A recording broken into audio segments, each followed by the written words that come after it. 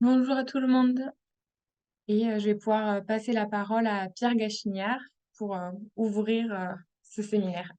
Bonjour à tous et à toutes. Donc, je me présente, Pierre Gachignard, apiculteur professionnel dans la Drôme. En tant que membre du pôle de compétences technico-économiques, il m'a été proposé d'introduire cette dernière journée du séminaire technique et scientifique.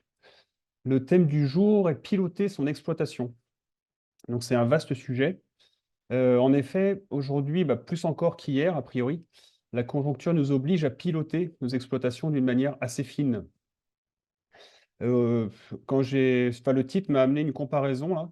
C'est que plus on avance, plus on a l'impression de conduire sur nos exploitations, une Formule 1 qu'un vieux 4x4. Et alors, c'est un peu paradoxal pour, un apiculteur.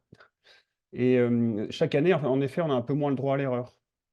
Et c'est peu dire que les saisons, se complexifient et nous obligent à être de plus en plus réactifs. La gestion du temps sur une exploitation devient une question de plus en plus importante, donc elle sera abordée en premier sujet.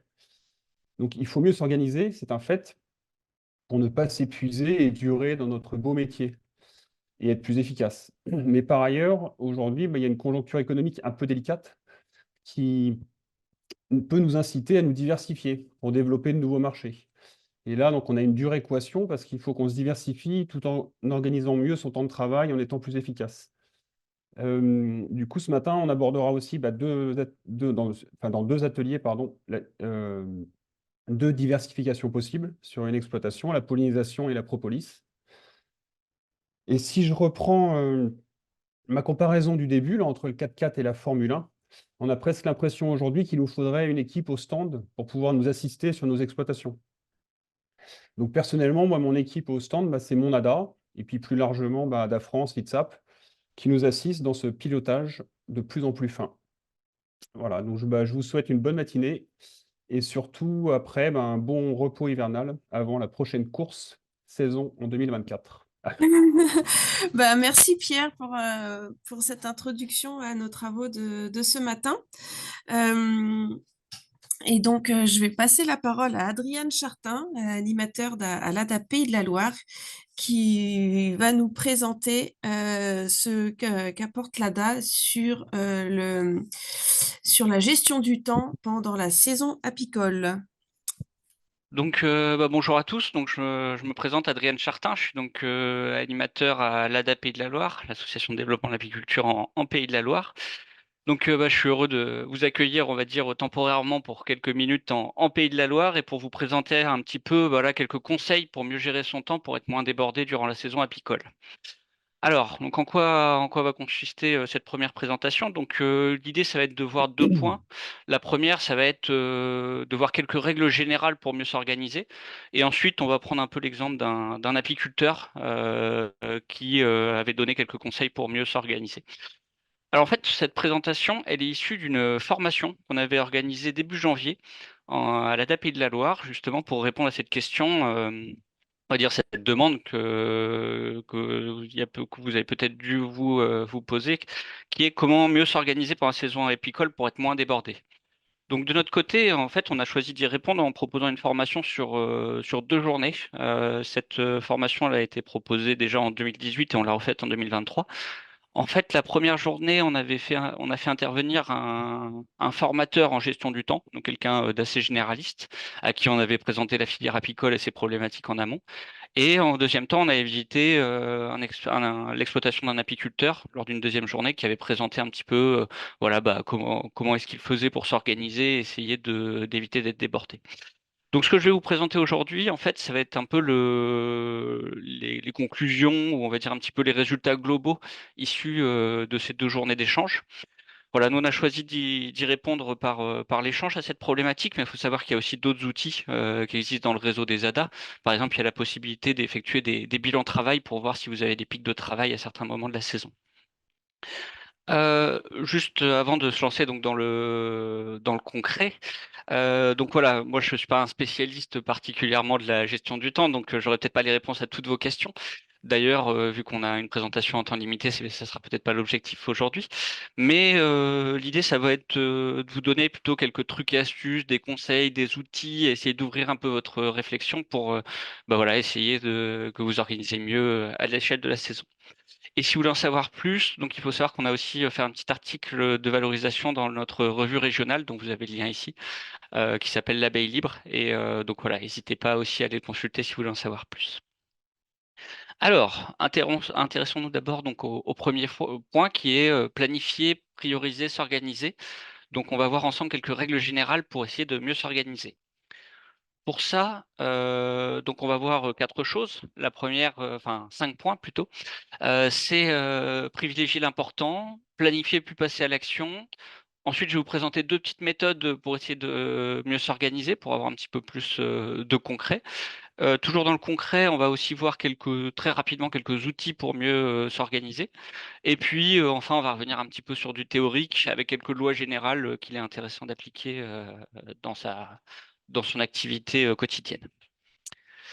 Donc, pour commencer, la première règle, ça va être de privilégier l'important. Donc là, je suppose qu'il y en a 2-3 derrière leur ordinateur qui doivent se dire oui, bon, bah, t'es bien gentil, Adrien, mais ça paraît assez logique. Sauf que, en fait, vous allez voir, on a souvent tendance dans notre travail de tous les jours à privilégier pas forcément ce qui est important, mais plutôt ce qui est urgent. Donc là, le principe, en fait, pour appliquer cette tâche, ça va être de classer ces tâches et de différencier d'un côté ce qui est urgent et l'autre ce qui est important. Alors, comment est-ce qu'on définit une tâche si elle est urgente ou importante? L'urgence d'une tâche, en fait, on la définit comme l'urgence d'une tâche, donc elle augmente avec l'approche de l'éventuelle date butoir. Donc voilà, je sais pas, la récolte, plus on va s'approcher de la date potentielle de récolte des hausses, pas plus forcément, ça va être une tâche urgente à faire. L'importance d'une tâche, par contre, on la définit comme le fait l'importance est proportionnelle au gain qu'elle nous apporte si elle est réalisée ou au risque engendré si elle n'est pas réalisée. Et donc l'idée, en fait, ça va être toujours être de privilégier l'important à l'urgent et donc pas se laisser piéger par ah ça c'est urgent, ah ça c'est urgent. Il vaut mieux des fois faire ce qui est important, même si c'est sur du moyen terme, plutôt que ce qui est urgent et qui, si on le fait pas, bah, en fait c'est peut-être pas si grave, quoi. Voilà, donc l'idée de base, ça va être privilégier, de faire le tri, entre ce qui est réellement important sur mon exploitation et ce qui ne l'est pas, pour ensuite décider ce que je vais privilégier dans la saison. Bon, le concept général, un peu en filigrane, c'est que en fait, on peut pas tout faire pendant la saison, donc des fois, il faut prioriser. Alors, une deuxième règle, donc juste sur cette question d'important et urgent, je vais revenir un petit peu après lorsqu'on va parler de la mise en pratique concrète, mais donc ne l'oubliez pas. Mais avant, je voulais aussi vous parler d'une deuxième règle, qui est l'idée qu'il faut essayer de planifier pour ensuite passer à l'action. Comment est-ce que ça se concrétise un petit peu? En fait, lorsqu'on va travailler, on va porter 3, ce qu'on pourrait dire casquettes consécutives, notamment, vous qui êtes, enfin voilà, qui n'êtes pas dans une entreprise où vous allez avoir un chef, un surchef, un sous-chef, mais qui allez à la fois être celui qui prend les décisions et qui ensuite va les mettre en application lorsque vous allez, effectuer votre travail concret d'apiculteur. En fait, vous allez porter successivement 3 casquettes. La première, c'est la casquette de directeur, donc c'est que vous allez en fait établir un cap général et définir, on va dire, des grandes lignes directrices sur votre exploitation et votre activité. Vous allez prendre en fait des décisions stratégiques sur comment va fonctionner votre exploitation. La deuxième casquette, ça va être la casquette de manager. Ça va être plutôt être contrôler comment le travail avance, vérifier si voilà, les objectifs, on va dire, même non dit, sont un petit peu atteints, et bah, éventuellement mettre en place d'autres fonctionnements, adapter les fonctionnements si c'est nécessaire. Et enfin, le dernier, c'est la casquette d'opérateur. En fait, c'est la réalisation concrète du travail. Voilà, s'occuper des ruches, extraire le miel, le commercialiser. La première chose à savoir, c'est que l'idée, c'est quand même de passer la majorité du temps avec sa casquette d'opérateur. Il ne faut pas non plus passer trop de temps à planifier ou à adapter. L'idée, c'est quand même de faire au maximum de travail concret. Donc, on dit que souvent que cette casquette d'opérateur, le travail concret, doit représenter au moins 95% du temps de travail, si possible. Et la deuxième idée, en fait, donc qui est là marquée comme la règle à retenir, c'est de séparer les moments où on prend chaque casquette pour en fait éviter de remettre toujours en cause ce qu'on va faire. C'est-à-dire que se lancer dans une action et dire ah non, en fait, peut-être c'est pas prioritaire, peut-être j'aurais dû faire autre chose. Donc en fait, l'idée, ça va être de séparer dans le temps le moment où on prend ces 3 rôles, ces 3 casquettes, donc directeur, l'établissement d'un cap, manager, contrôler les avancées de notre travail et mettre en place des adaptations, et opérateur, faire concrètement le travail. Donc voilà, une proposition par exemple de répartition de travail entre ces casquettes, c'est essayer de prendre par exemple la casquette de directeur planifiée 5 fois par an, en début d'année pour planifier son travail sur l'année, en fin d'année pour faire un petit peu le bilan, Et puis, on va dire tous les 3 ou 4 mois pour refaire le point, essayer de se reprojeter sur le trimestre qui vient. La casquette de manager, ça va plutôt être 52 fois par an. Bon, si vous faites les calculs, c'est à peu près une fois par semaine. En début de semaine, on prend le temps de regarder un petit peu ce qu'on a prévu dans la semaine, d'éventuellement adapter s'il y a eu des problématiques les semaines précédentes, si on a pris du retard ou de l'avance, ou s'il y a des nouvelles tâches qui sont apparues pour planifier sa semaine. Et ensuite, tout le reste du temps, la casquette d'opérateur, on effectue le travail et on évite en plein milieu, tous les jours ou toutes les 2 heures de remettre en cause ce qu'on avait prévu. Donc voilà, un deuxième grand principe à appliquer. Alors, pour appliquer un petit peu tout ça, lors de cette journée d'échange, on avait vu aussi 2 méthodes pour, prioriser ces tâches, donc qui peuvent être, raisonnées soit de façon, on va dire, un petit peu théorique, soit, être appliquées concrètement. La première, ça va être la matrice d'Eisenhower. En fait, l'idée, ça va être de reprendre le concept d'important et d'urgent et de classer, en fait, nos tâches dans un tableau et dans 4 catégories. Selon si elles sont en fait, chaque tâche, se demander si elle est importante ou si elle est ou pas, et si elle est urgente ou pas. Et on va se retrouver donc avec les tâches classées dans 4 cases, donc important et urgent, important et pas urgent, pas important mais urgent, et pas important et pas urgent. L'idée, ça va être que tout ce qui est dans important et urgent, je m'en occupe prioritairement, genre et immédiatement. C'est voilà, c'est comme c'est important et qu'en plus il y a une deadline qui approche, l'idée c'est de le faire tout de suite. Tout ce qui va être important mais pas urgent, je le programme. Donc, c'est-à-dire j'essaye de le faire dans les jours ou les semaines qui viennent selon le degré selon le degré d'urgence, on va dire, la deadline. Tout ce qui va être pas important mais urgent, l'idée ça va être plutôt de déléguer la tâche, donc de le donner par exemple à un salarié, à un stagiaire, une aide familiale ou éventuellement à un prestataire. Donc l'idée ça va être plutôt de déléguer cette tâche. Bon, voilà, ça c'est la théorie. Après, dans les faits, c'est pas toujours facile à faire, surtout si on n'a pas de salarié ou pas forcément de prestataire. Mais en tout cas, ça va être plutôt ça l'idée. Et alors, tout ce qui est pas important et pas urgent, globalement, l'idée, c'est même pas de le faire à un moment où on a du temps. C'est souvent de supprimer la tâche, donc de ne pas la faire. Parce qu'en fait, on se rend compte qu'il y a beaucoup de tâches qui sont pas forcément utiles. Et si on est dans un contexte où on n'a pas le temps en saison de tout faire, tout ce qui est pas important et pas urgent, globalement, ça saute. Un petit contre-exemple, un petit point d'attention plutôt, pour compléter ça, c'est qu'il faut parfois se garder quelques tâches non importantes et non urgentes, pour nous permettre en fait de faire des activités qui nous plaisent. L'idée ça va pas être tout le temps de faire ce qui est important, mais voilà, de trouver aussi du plaisir dans le travail. Donc il faut quand même pas hésiter à se garder quelques heures de temps en temps pour, faire des choses qui sont pas vitales pour notre structure, mais qu'on aime bien faire, quoi. Voilà, alors une deuxième méthode, c'est la méthode des 6 P. Ça ressemble beaucoup à ce que je viens de présenter, la matrice d'Eisenhower, mais en fait ça va être un petit peu plus détaillé. À nouveau, on va trier nos tâches selon leur niveau d'importance et d'urgence. Sauf que le niveau, donc voilà, vous voyez à gauche le niveau d'importance. Est-ce que c'est important? Oui, non. Et en fait, au-dessus, on va voir le niveau d'urgence. Sauf que là, on va le détailler en 3 catégories. C'est à faire dans la journée, c'est à faire à court terme. Globalement, on dit dans la semaine, hein, après c'est adaptable. Et à moyen terme, parce que le court terme, ça peut aussi être toutes les 2 semaines. On peut faire un point toutes les 2 semaines. Et à moyen terme, c'est dans le mois qui vient, dans les 2 mois qui viennent, par exemple. Ça va nous permettre, au lieu d'avoir 4 cases, d'avoir 6 priorités, P1, P2, P3, P4, P5, P6. La P1, je m'en occupe immédiatement, comme dans la matrice d'Eisenhower. Les priorités P2 et P3, je les programme à l'échelle de la semaine ou du mois. Les priorités P4 et P5, je vais essayer de les déléguer. Et la priorité P6, donc ce qui est à moyen terme, long terme et qui n'est pas important, et comme dans la matrice d'Eisenhower, je ne la fais pas. Voilà, une petite application concrète des concepts d'urgent et d'important. Pour compléter, je voulais aussi vous citer quelques outils que la plupart d'entre vous connaissent sûrement, mais ça coûte rien. Alors, on en avait vu d'autres à l'occasion de la formation, mais j'en ai juste sélectionné quelques-uns. C'est déjà l'agenda numérique. Alors là, je vous ai pris mon exemple personnel sur l'agenda Google. Vous pouvez prendre un agenda. Alors l'idée, ça va être d'avoir un agenda qui déjà va pouvoir être synchronisé entre votre ordinateur et votre téléphone pour avoir accès au support sur les 2 supports. Vous pouvez aussi partager cet agenda numérique avec vos collègues. Si vous êtes dans un GAEC, vous êtes 3 ou 4 potentiellement, ça peut être un outil pour voir qui fait quoi à quel moment.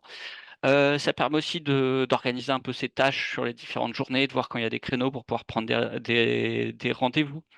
Et en fait, par rapport à un agenda à papier, ça a aussi d'autres usages. Ça permet déjà de voir des agendas de collègues. Par exemple, vous voyez en gris, ça c'est l'agenda de mon collègue à l'ADA Pays de la Loire. Donc ça me permet de voir ce qu'il fait, quand est-ce qu'il sera disponible. Ça nous permet, par exemple, nous aussi à l'ADA, de partager avec nos administrateurs notre emploi du temps.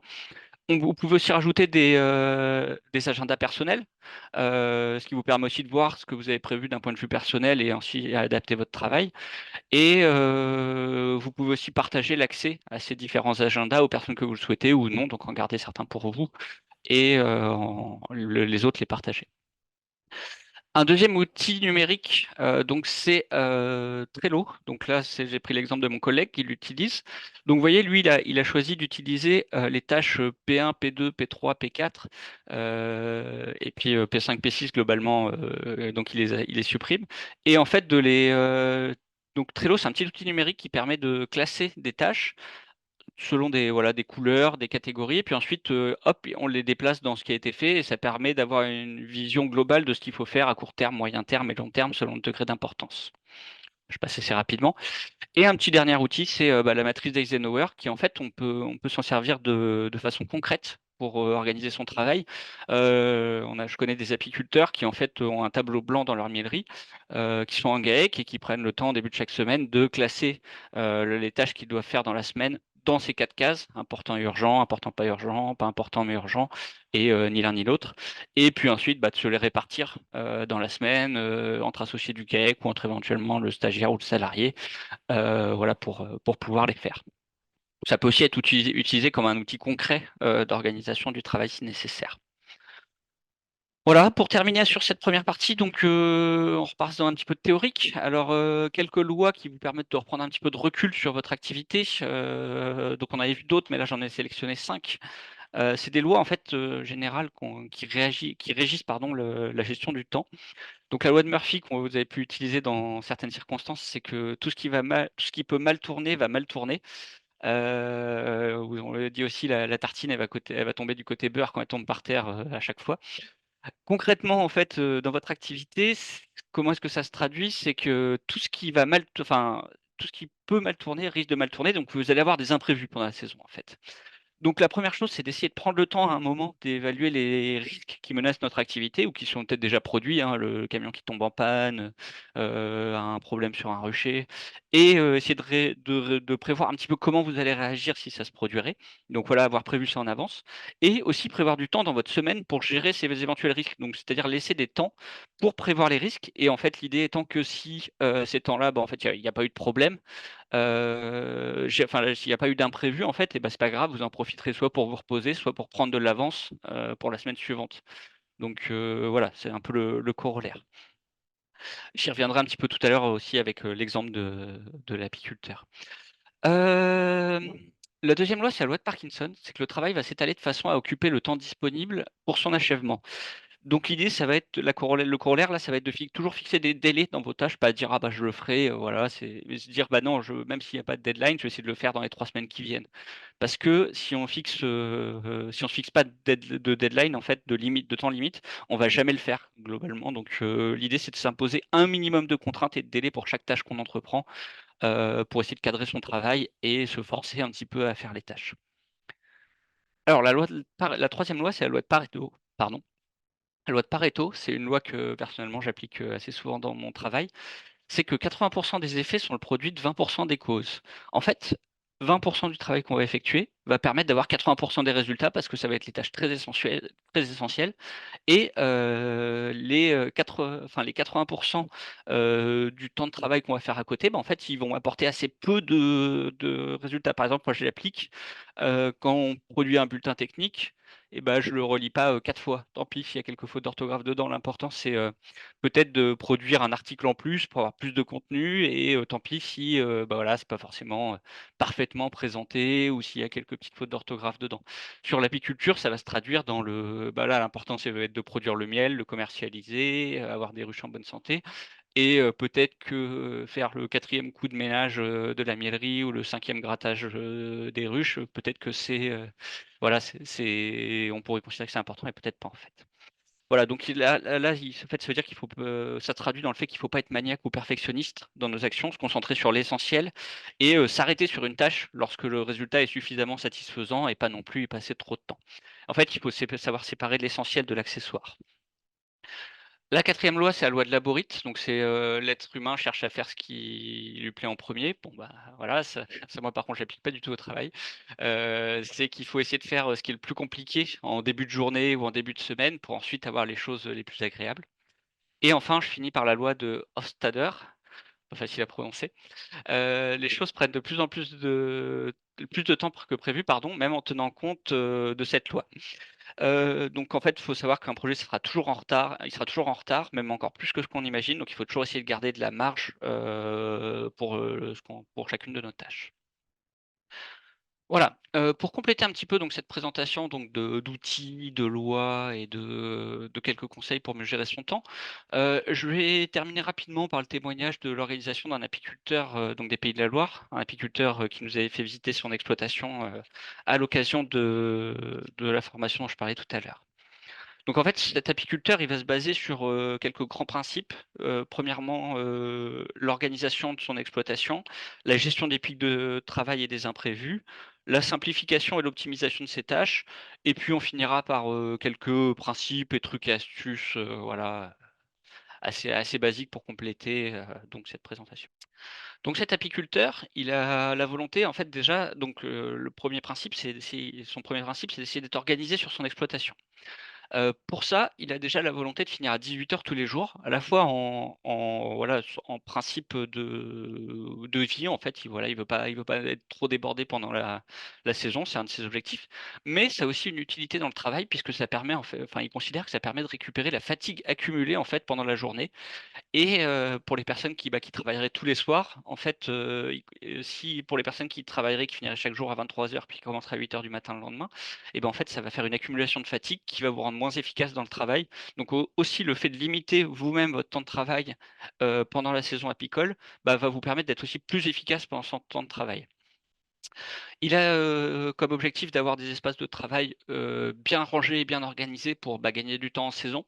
Donc, retrouver, ses outils, les différentes choses, pendant ça. Donc ça prend, c'est-à-dire aussi prendre un temps, hors saison apicole pour, bah, justement s'organiser, pour en fait investir du temps hors saison pour gagner du temps pendant la saison. Bon, la plupart des choses que je vous dis, c'est assez logique, mais ça vaut quand même le coup de le remettre en avant pour certains d'entre, vous qui auraient pas forcément fait attention à ces points, quoi.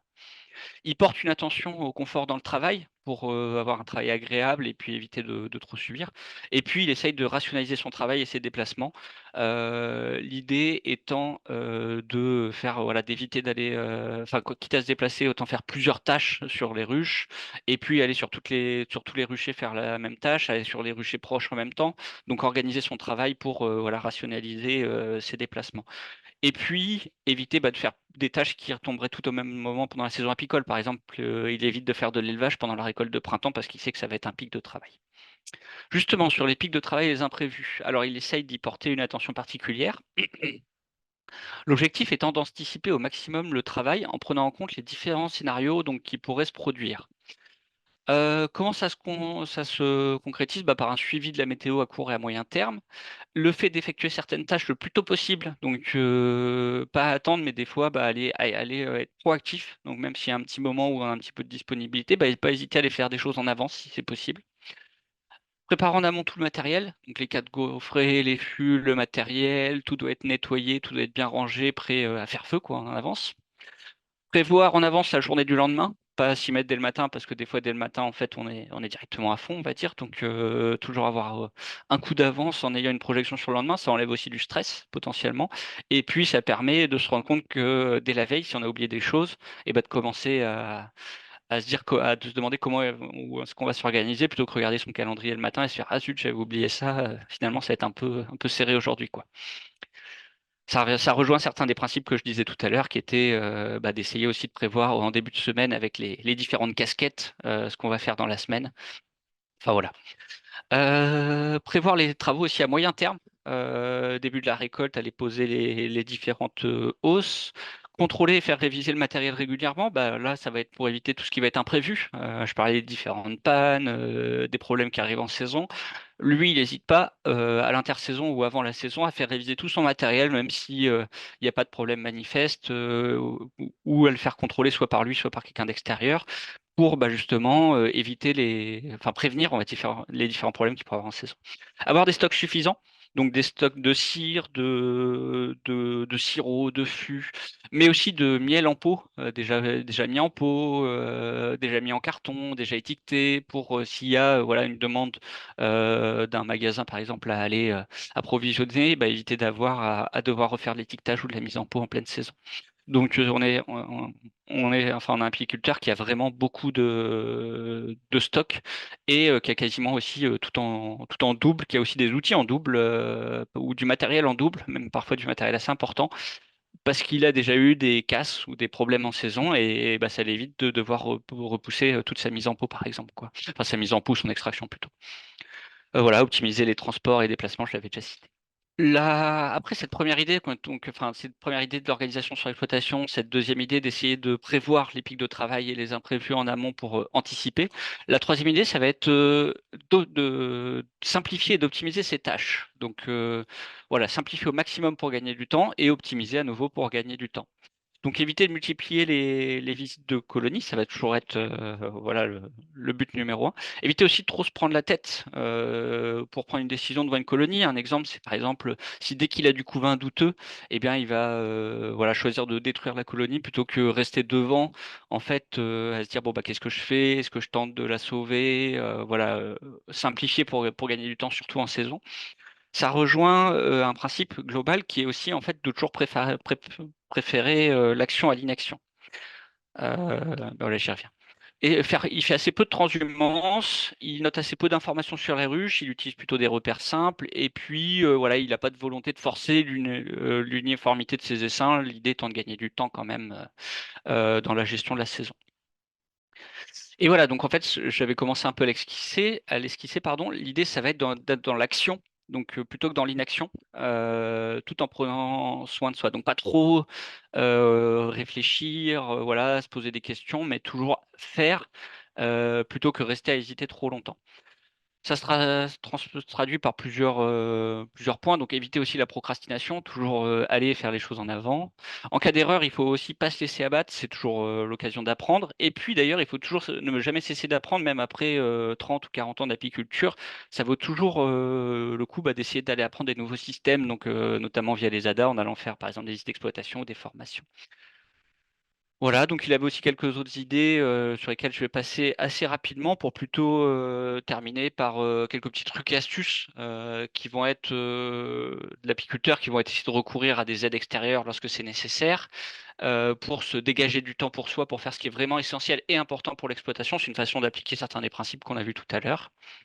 Un petit conseil aussi, c'est lorsqu'on se lance, et bah, parfois on ne sait pas exactement comment on va s'organiser, on ne sait pas si notre système va fonctionner. Donc il conseille pour les personnes qui s'installeraient d'essayer plutôt de reprendre une exploitation qui fonctionne et des fonctionnements bah, qui fonctionnent justement, plutôt que repartir de zéro, quitte à les adapter a posteriori une fois qu'on sera bien lancé. Le troisième point, c'est de pas hésiter à prioriser des fois sur le temps perso, sur certaines tâches non essentielles. Ça rejoignait un point qui était un peu faire aussi tout ce qu'il appelle de l'amiculture, c'est-à-dire pas faire uniquement de l'élevage d'abeilles, mais aussi cultiver ses relations avec ses amis pour éviter d'être trop isolé et trop être en souffrance dans son travail. L'idée étant de réussir à s'épargner en plus voilà, de faire un travail efficace. Et dernier point, c'est qu'il est possible de faire beaucoup avec peu de moyens. Donc les investissements ne sont pas toujours une obligation, donc il ne faut pas hésiter aussi à aller voir ce que font les autres. Voilà, je conclue là-dessus. Donc on peut se prendre un petit temps si vous voulez pour les questions-réponses, sachant que voilà, j'aurai peut-être pas toutes les réponses à vos différentes questions, parce que je ne suis pas un expert de la question. Je vous laisse la parole, Morgane et Elodie. Oui, bah merci Adriane pour cette présentation très riche, hein. Et on voit qu'il y a beaucoup de contenu et qu'il y a matière à effectivement à avoir une journée entière là-dessus pour prendre des exemples, se projeter soi-même dans les problématiques et les choix d'organisation à faire. Alors, on a un commentaire de Gwenaëlle qui nous dit que ben voilà, on peut regretter que ces questions là souvent sont pas ou peu ou en tout cas insuffisamment abordées dans les formations BPREA et qui est la formation ben, privilégiée avant de s'installer et que notamment en phase de démarrage, ben avoir des conseils comme ça, c'est primordial pour bien démarrer son son organisation et son activité professionnelle.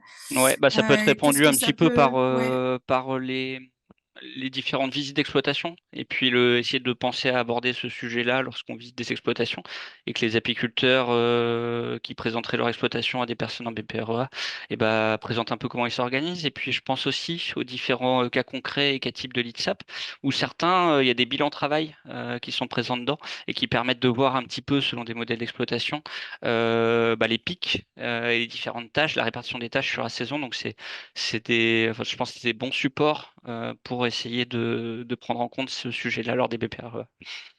j'en profite pour te transmettre des félicitations du public dans le chat et pour ta présentation et pour l'abeille libre aussi, que certains ont pu découvrir du coup à l'occasion du séminaire. Merci.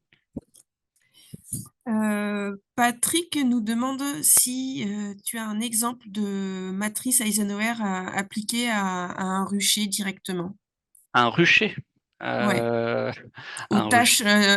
aux tâches, j'imagine, euh, chroniques qu'on retrouve sur un rucher. Après, chacun, bon, je ne sais pas forcément en exemple, mais bah, chacun va décider ce qu'il lui considère important pour son exploitation. On va pas tous avoir les mêmes choses, mais bon, forcément, ce qui va être important, bah, ça va être la santé des colonies. Voilà, ça va être quelque chose d'assez important. Ça va être potentiellement bah, récolter son miel, parce qu'à un moment, c'est ça aussi qui fait le chiffre d'affaires et qui fait tourner l'exploitation. Et puis ensuite, le commercialiser. Donc ça va être les tâches assez essentielles.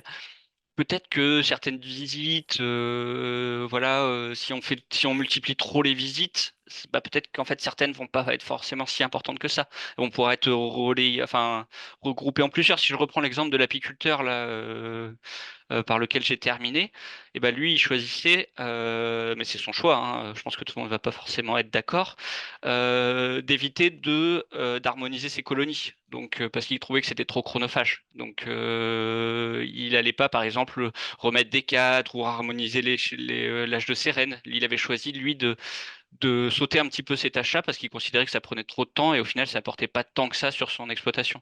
Après, les tâches urgentes, bon, on va pouvoir se dire, ça va être, je sais pas, peut-être aller débroussailler, peut-être qu'en fait débroussailler, bah, ça peut attendre un petit peu, quoi, s'il y a d'autres choses plus importantes.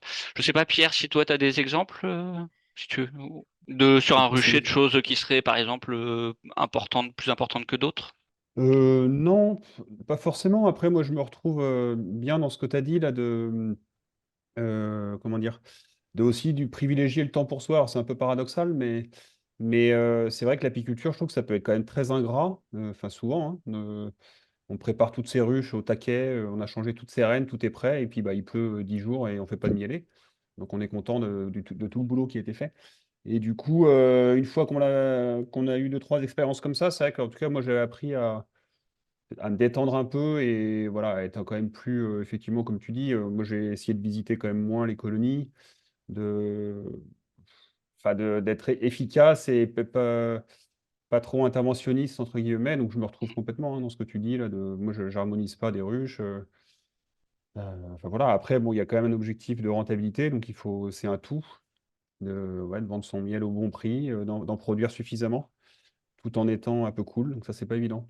C'est ce que je disais tout à l'heure, quoi. C'est vrai que les saisons, je trouve que c'est quand même de plus en plus fin et il faut quand même être assez réactif. Alors après, j'ai apprécié hein, toutes enfin, comment dire, ta présentation. Et par contre, il y a quand même aussi une notion, je ne sais pas si on l'a vraiment abordé, mais il y a quand même aussi bah, l'humilité, la capacité quand même, malgré tout. On a prévu un peu ce qu'on voulait faire le lendemain, mais le matin, de se dire, bah non, en fait, ce que j'ai prévu, ça passe pas, quoi. Et ça, c'est pas évident toujours. Et je trouve qu'on est de plus en plus confronté à ça. Parfois, le matin même, de se dire, ah bah non, là, il faut aller ou nourrir, ou ce soir, il faut que je transhume, mais je sais pas où. Donc ça, c'est pas toujours évident à gérer, il faut le savoir, quoi. Alors, Lynn, tu voulais apporter un commentaire peut-être? Un Oui, pour aller témoignage? dans, c'est ça, pour aller dans le sens de ce que dit Pierre. Euh, ben, il y a des fois, je pense que dans notre planning, il faut pas combler le planning de la journée à l'heure près, parce il y aura toujours des imprévus où on aura toujours mal évalué le temps, surtout le temps de trajet entre les ruchers, que personnellement, je sous-évalue toujours. Je fais des efforts, mais c'est pas toujours évident. Et donc, éviter de remplir les plannings, en fait, heure pour heure, parce que on va toujours déborder et finalement, on va pas respecter cet horaire qu'on s'est fixé de débaucher à 17h ou 18h. Donc, laisser du temps blanc, parce qu'on trouvera toujours quelque chose à faire de toute façon, mais laisser du temps dans la journée pour les imprévus ou pour les débordements. Encore un conseil précieux. Alors, nous avons deux questions. La première, est-ce que tous ces principes et méthodes, Adrienne, que tu nous as présentés, sont applicables à toute zone géographique? Moi, j'ai l'impression que c'est assez universel, hein. Bah, oui, oui. Après, l'idée, c'est que chacun aille piocher dans les outils ou les lois, les idées d'organisation pour l'adapter à son exploitation. Donc, bien sûr, après, il faut que chacun prenne ce qu'il préfère. Si on est plus adepte de la technologie, justement, on peut partir sur un agenda numérique. C'est aussi plus utile si on est plusieurs sur l'exploitation pour coordonner son travail. Donc, chacun s'adapte comme il veut. Et puis, oui, c'est adaptable partout. Et donc, justement, sur les outils numériques, on a une dernière question là. Est-ce que toi ou d'autres intervenants qui sont présents aujourd'hui ont un retour sur les applications numériques qui permettent de saisir les informations au rucher? Est-ce qu'elles permettent de gagner du temps au final? Est-ce que vous avez ce type de retour utilisateur? Ah oui, pardon, on n'est pas sur forcément les choses d'organisation du temps, mais plus des choses Un outil, voilà, ouais, de un suivi. outil de... Nous, dans notre région, on a des personnes qui utilisent des applications des registres d'élevage numérique, quoi, globalement, pour suivre un petit peu leur rucher. C'est ça dont parle Elodie, je pense. Je pense, oui. Ouais. Il y en a qui en sont satisfaits. Après, c'est une organisation à prendre. Ça dépend en fait des choix de chaque apiculteur, j'ai envie de dire, avec peut-être le petit bémol que c'est des outils qui sont assez génériques et qui sont pas forcément adaptables à chaque fonctionnement d'exploitation, puisque c'est pensé pour un certain fonctionnement et il peut toujours manquer quelques fonctionnalités ou avoir des choses qui nous semblent un petit peu inutiles et qu'on est obligé de remplir. Donc il y en a certains je sais qu'il y a quelques apiculteurs qui les utilisent pas forcément parce que justement, c'est pas forcément applicable à leur façon de fonctionner. Bah oui, non, peut-être juste dire quand même que moi je trouve que c'est un peu paradoxal, mais c'est aussi le charme de l'apiculture quand même de pas pouvoir tout prévoir et comment dire, c'est une qualité si sur une exploitation on est capable au dernier moment de rebondir et de s'adapter aussi à ce qui se passe, quoi. Mais après, moi j'utilise pas d'applications numériques là, il y en a quelques-unes là, qui ont l'air de se développer, qui ont l'air d'être assez performantes. Ah, parfait. De mon côté, Ah oui, Lynn, pardon. j'utilise pas non plus d'application. J'ai tenté, mais je trouvais que c'était pas adapté. En fait, il y avait pas, il y avait trop d'informations, pas celles que je voulais. Donc, je reste au classique manuel sur le cahier de rocher. Et après, pour aller dans le sens de Pierre, je pense il faut garder ce côté un peu magique aussi de l'apiculture et de l'abeille. Et c'est vrai que il y a toujours des imprévus et puis il y a toujours parfois aussi des imprévus qui sont des bons moments et c'est ça qui nous fait avancer. Merci. Merci pour ce partage. Donc, je vais passer la parole à Constance Berry de l'ITSAP. Oui. qui va nous parler de mettre en place un atelier de diversification en pollinisation. Ouais, merci beaucoup. Bonjour à tous. Donc, comme le disait Elodie, je travaille à l'ITSAP, mais plutôt sur les questions technico-économiques en apiculture. Et là, les résultats de ce travail, de ce que je vais vous présenter, en fait, c'est un projet qui s'appelle le projet Fleur, qui s'est terminé en avril 2023. Voilà, on a beaucoup abordé ces questions de pollinisation. Donc la première partie de ce que je vais vous présenter, c'est les résultats d'une enquête en ligne qu'on avait faite, surtout dans la région de PACA, parce que c'est là que s'est déroulé ce projet. Ensuite, on a enquêté 3 apiculteurs et donc je vais rapidement vous balayer leur portrait, et leur façon de procéder pour la pollinisation et enfin, on s'est posé aussi la question du prix des prestations de pollinisation.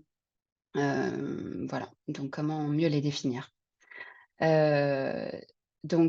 Pardon, ces 3 parties, donc les 3 parties que je vais aborder, vous pouvez retrouver les articles sur le site de l'ITSAP. Je vous ai mis les liens à chaque début de partie. Voilà, donc pour l'enquête des pollinisations en région PACA, on a eu donc 57 apiculteurs qui ont répondu, pas que des apiculteurs qui pratiquaient la pollinisation. On voit que la majorité,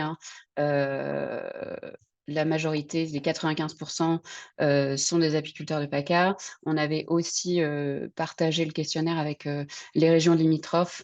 C'est pour ça qu'on a un peu d'apiculteurs d'Hérault et de Drôme qui avaient répondu, donc pour les apiculteurs qui faisaient de la pollinisation en région PACA.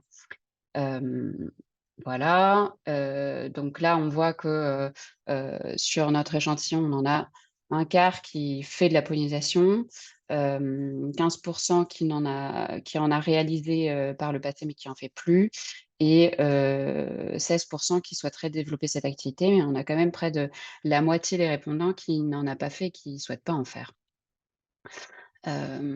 Voilà. Alors du coup, à l'ensemble des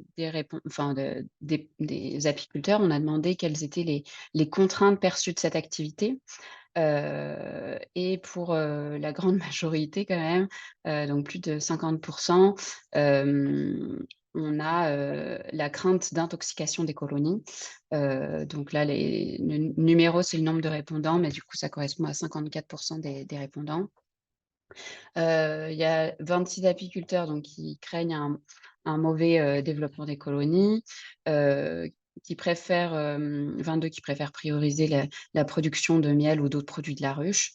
Parce effectivement, les chantiers de pollinisation peuvent se retrouver au même moment que des mielés, donc ça entre en concurrence. Le manque de temps pour les faire, l'accès aux parcelles qui peuvent être compliquées, et puis cette crainte de communication avec les agriculteurs. Voilà. Alors, concernant la crainte principale des intoxications des colonies ou du mauvais développement des colonies, on a demandé aux 15 apiculteurs qui réalisent des prestations si c'était quelque chose qu'ils avaient déjà observé ou pas. Et donc, concernant les affaiblissements de colonies, donc il y a 5 apiculteurs qui en ont souvent vu, 7 rarement et 3 qui n'en ont jamais observé. Et puis, pour les mortalités massives aiguës d'abeilles, donc là, il y en a une personne qui en a observé souvent, mais qui continue à faire des chantiers de pollinisation. 8 rarement et 6 jamais. Voilà. Ensuite, c'est très factuel ce que je vous livre.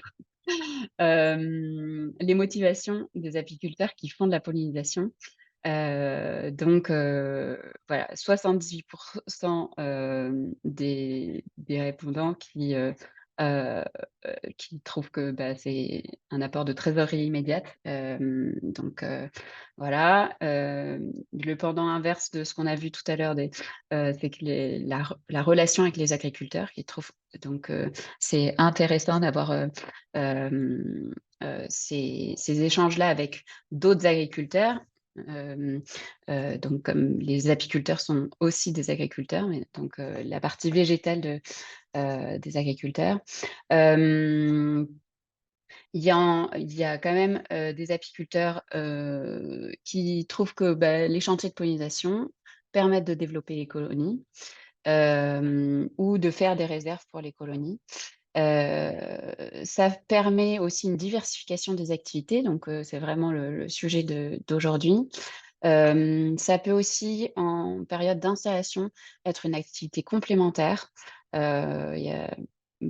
C'est fréquent que les apiculteurs fassent ce genre de chantier au cours de leur installation, ce qui rejoint aussi la partie trésorerie immédiate, qu'on n'est pas sûr de faire du miel, mais au moins on a des rentrées d'argent. Et puis les intérêts non marchands, les échanges, mieux connaître son environnement, etc. Et ensuite, on leur a demandé les tarifs qu'ils pratiquaient et la satisfaction qu'ils avaient concernant les tarifs des prestations de pollinisation. Donc, comme on voit là dans la légende, on n'a pas de vert, donc il n'y a aucun apiculteur qui était très satisfait des tarifs pratiqués. On a quand même pas mal de jaune, donc satisfait. Orange, c'est peu satisfait, et rouge, on n'en a pas non plus, de très insuffisant. Et on voit en gros que les tarifs, donc on les a orientés en ordre décroissant, donc de presque 72 € hors taxe, donc c'est courgettes, pollinisation de courgettes. Et plus on va vers la droite, donc tout ça là ici, c'est des vergers, plus le prix diminue. Donc en fait, on a courgettes, cols à semences, melons, tournesol semences et fraises qui globalement ont des moyennes de tarifs pratiqués au-dessus de 40 € hors taxe. Et toute la partie à droite, là, c'est inférieur à 40 € hors taxe et qui correspond aussi beaucoup avec les peu satisfaisants. Voilà, donc en arboriculture, les tarifs sont plus bas et satisfait moins les apiculteurs. Alors, donc, la conclusion de cette première partie, c'est que on n'avait pas beaucoup de répondants à l'enquête, donc c'est peut-être un résultat en soi, que peut-être que la pollinisation n'intéresse pas forcément beaucoup les apiculteurs qu'on a enquêtés ou à qui le questionnaire est arrivé. Pour les motivations à faire de la pollinisation, donc on a la trésorerie immédiate, les relations avec les agriculteurs et le développement des colonies. Et les points plus négatifs, des contraintes, donc le calendrier, ça rejoint ce que présentait aussi Adriane juste avant. L'engagement technique de l'apiculteur, donc à fournir des colonies prêtes à réaliser un chantier de pollinisation. Et puis les craintes donc de l'usage des pesticides avant, pendant et après la floraison, leur impact sur les colonies et les difficultés qu'ils craignent de communication avec les autres agriculteurs. Donc suite à cette enquête, ce que je vous disais, c'est qu'on a fait 3 entretiens plus approfondis avec des apiculteurs qui pratiquent la pollinisation et qui sont tous les 3 en région PACA. Voilà, et si vous voulez, je vous mettrai de toute façon tous les liens à la fin de la présentation. Mais il y a des livrets qu'on a faits et qui sont téléchargeables avec tout le travail très détaillé sur ces apiculteurs. Donc on a réalisé ces entretiens en janvier 2022 sur les aspects techniques de l'activité de pollinisation, leur relation avec les agriculteurs et les motivations et contraintes ressenties par chacun d'eux. Voilà, donc le premier portrait, c'est une exploitation qui a un cheptel dédié aux prestations de pollinisation et qui fait de la pollinisation sous serre, d'où la photo. Le deuxième, c'est une exploitation qui fait une seule pollinisation en arboriculture. Et le troisième, c'est une exploitation qui a plein de chantiers de pollinisation différents et qui sont réussis à bien agencer par rapport au mielé aussi, donc je vais présenter. Donc le premier, donc c'est une exploitation avec 450 colonies vernées, 380 en production de miel et pour la pollinisation. Ils travaillent en dadan, ils pollinisent 5 cultures différentes, avec 12 prestations de pollinisation par an. C'est donc 1,5 UTH, donc il y a une personne et demie qui est investie complètement sur l'exploitation, qui est au micro-BA. Les prestations représentent 20 à 30% du chiffre d'affaires. Voilà, et puis ils transhument avec un pick-up 4x4 plateau et une remorque, donc qui permet de déplacer soit 40 ruchettes, soit 40 ruches pour les prestations de pollinisation. Et en fonction des pollinisations, ils transhument à une durée de son exploitation de 20 minutes à 1h30. Ça dépend des allers-retours qu'il aura à faire pendant la prestation. Alors, on a un schéma assez complexe. En gros, il a 2 cheptels, son cheptel pollinisation et son cheptel miel et pollinisation arboricole. Donc, hop, je vais zoomer. Pour le cheptel pollinisation, donc il y a 30 colonies qui font de la pollinisation fraise sous abri. Ensuite, ils redispatchent les colonies. Donc, il y a des colonies qui partent sur la pollinisation melon sous abri, des colonies qui partent faire de la courgette sous abri, une autre pollinisation melon au mois de mai, et en juin, pollinisation porte-graines sous filet insect-proof, donc seulement 10 colonies. Il y a des colonies qui peuvent ensuite se développer sur tournesol et enfin, tout le monde est hiverné. Et pour la partie mielé et arboriculture, en gros, donc déjà, en sortie d'hiver, il y a une partie des colonies qui part sur abricotier et ces colonies-là, elles servent à faire les ruches à mâles pour l'élevage. Voilà, et une autre partie des colonies qui va faire une pollinisation cerisier. Et ces colonies-là, elles sont ou soit utilisées en partie pour faire de l'élevage, ou soit pour retrouver le circuit de mielé. Voilà. Dans chacun des portraits, on a un détail de préparation des colonies, etc. Avant, pendant la prestation, ce qui est fait, le choix des colonies, etc. Et après la prestation. Là, je vais vous présenter une prestation, voilà, pour que vous compreniez le principe. Et donc, ça, c'est le tableau récapitulatif. Donc, si je prends courgette sous abri, donc la prestation a lieu en avril-mai, elle dure 2 mois. Il visite ses colonies 15 jours avant le départ et la veille du départ. Il transporte il choisit ses colonies avec des reines de 1 ou 2 ans qui sont en ruchette, avec 4 cadres d'abeilles, un cadre de couvain ouvert, un cadre de couvain fermé. Pour information, il nourrit ses colonies avec 1 ou 2 kilos de candy avant la prestation. Parfois, il réalise un nourrissement protéique. Et puis, pendant, il rajoute du candy si besoin, parce que c'est quand même une longue prestation. Et après la prestation, il peut nourrir, faire une stimulation avec du sirop et une pâte protéinée. Voilà, je ne vais pas tout détailler parce qu'on n'aura pas le temps. Donc ensuite, il fait des visites à 15 jours de la prestation, 8 jours pour les pollinisations sous filet insect-proof parce que c'est beaucoup plus compliqué pour les colonies. Et ça lui permet d'anticiper les actions des agriculteurs. Donc en fait, c'est un apiculteur qui s'est formé, qui connaît, les pratiques, de traitement sur les végétaux et donc qui arrive à anticiper, ce qui peut être fait pour, parer, les éventuels parasites ou autres, maladies des cultures.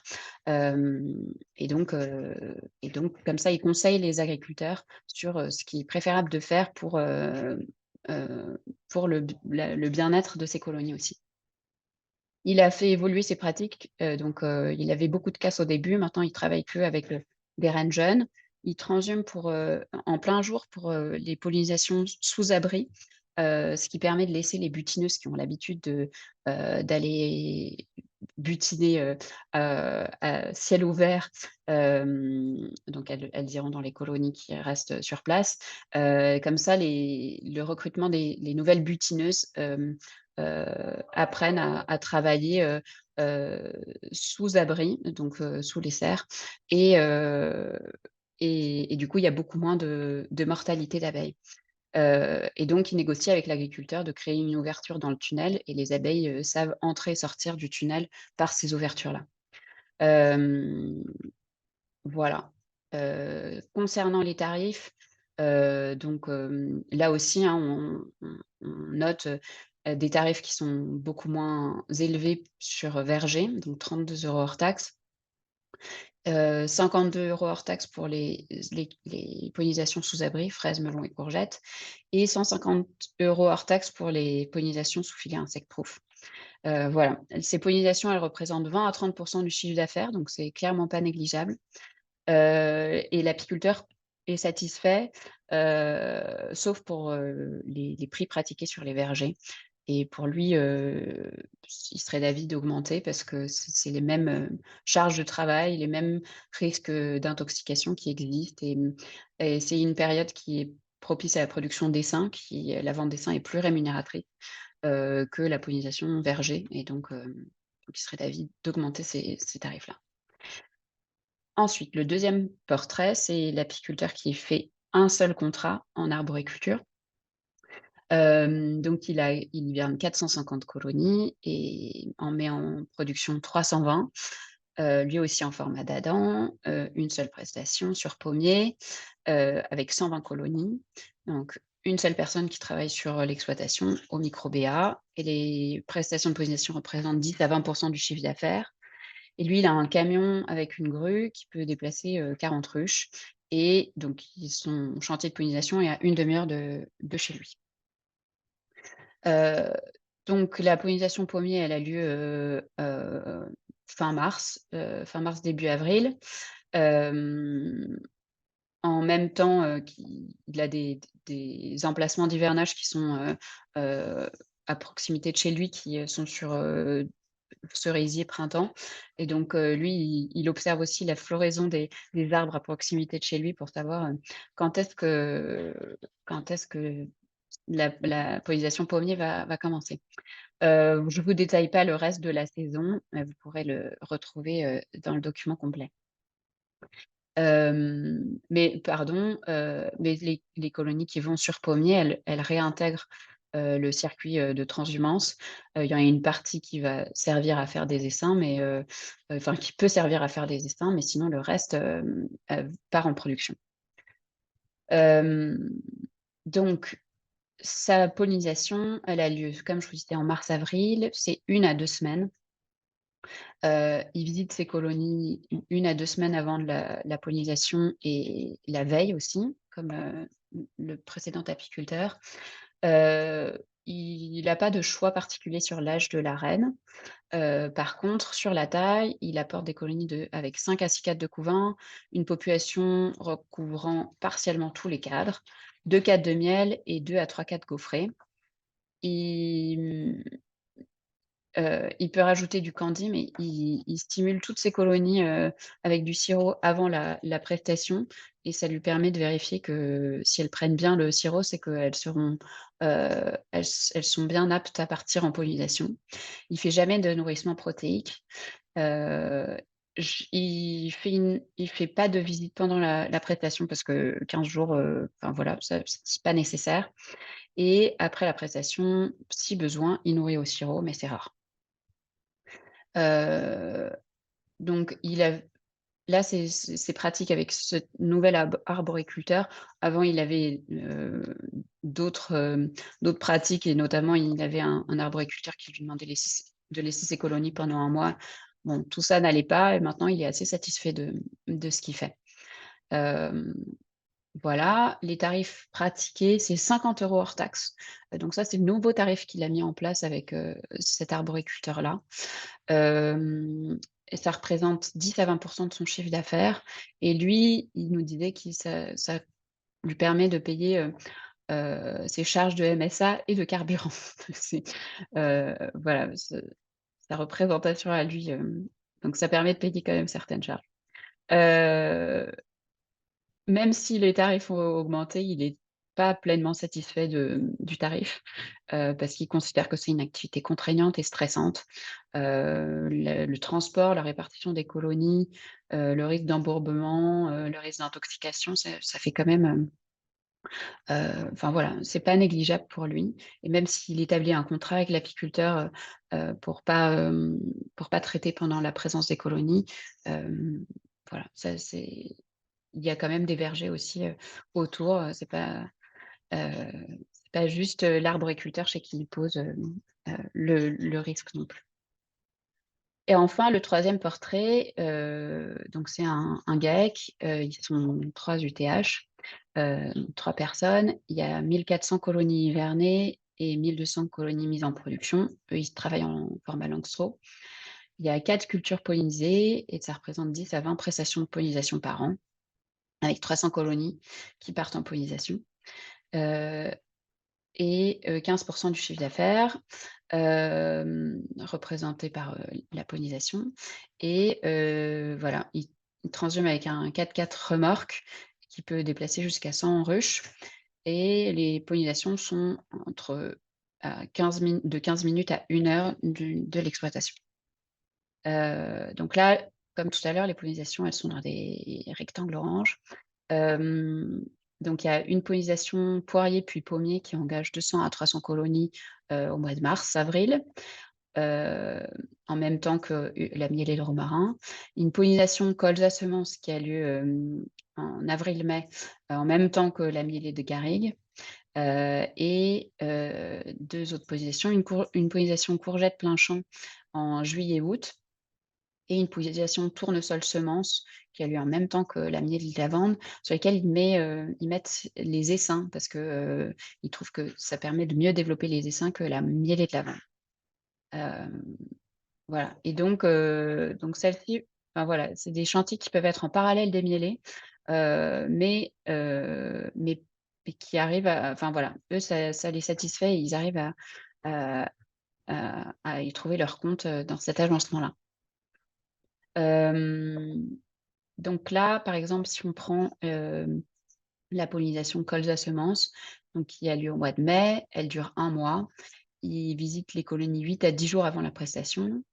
Heu, pour eux, c'est pas une question d'âge de la reine des colonies, mais plutôt, si les colonies sont susceptibles à faire du miel, alors, pour cette prestation-là, ils considèrent qu'elles sont, heu, aptes à faire de la pollinisation colza-semences. Ils sélectionnent, toutes leurs colonies, donc avec 3 à 4 cadres de couvain, 5 cadres d'abeilles et minimum 1 cadre de réserve. Ils nourrissent si besoin avec un pain de candy de 2,5 kg, jamais de nourrissement protéique. Pendant la prestation, ils nourrissent si besoin avec du candy et après la prestation, avec du sirop, 50-50 pour stimuler la ponte de la reine.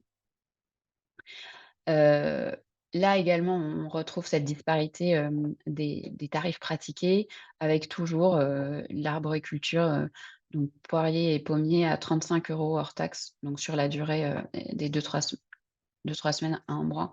Hem, voilà et avec des tarifs plus élevés donc pour la pollinisation de courgettes plein champ à 120 € hors taxe par mois. Pour la durée pardon totale donc de 2 mois. Et donc c'est les prestataires prestations qui couvrent 15% du chiffre d'affaires de l'exploitation.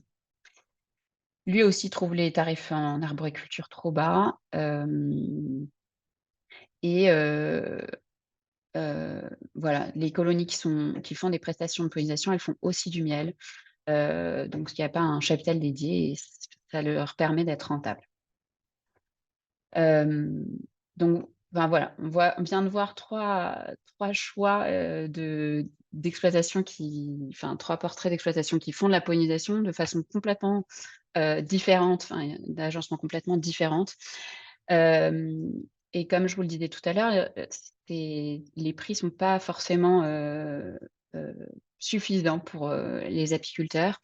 Et donc, on s'est posé la question de comment est-ce qu'on peut définir un prix plus juste pour ces prestations de pollinisation.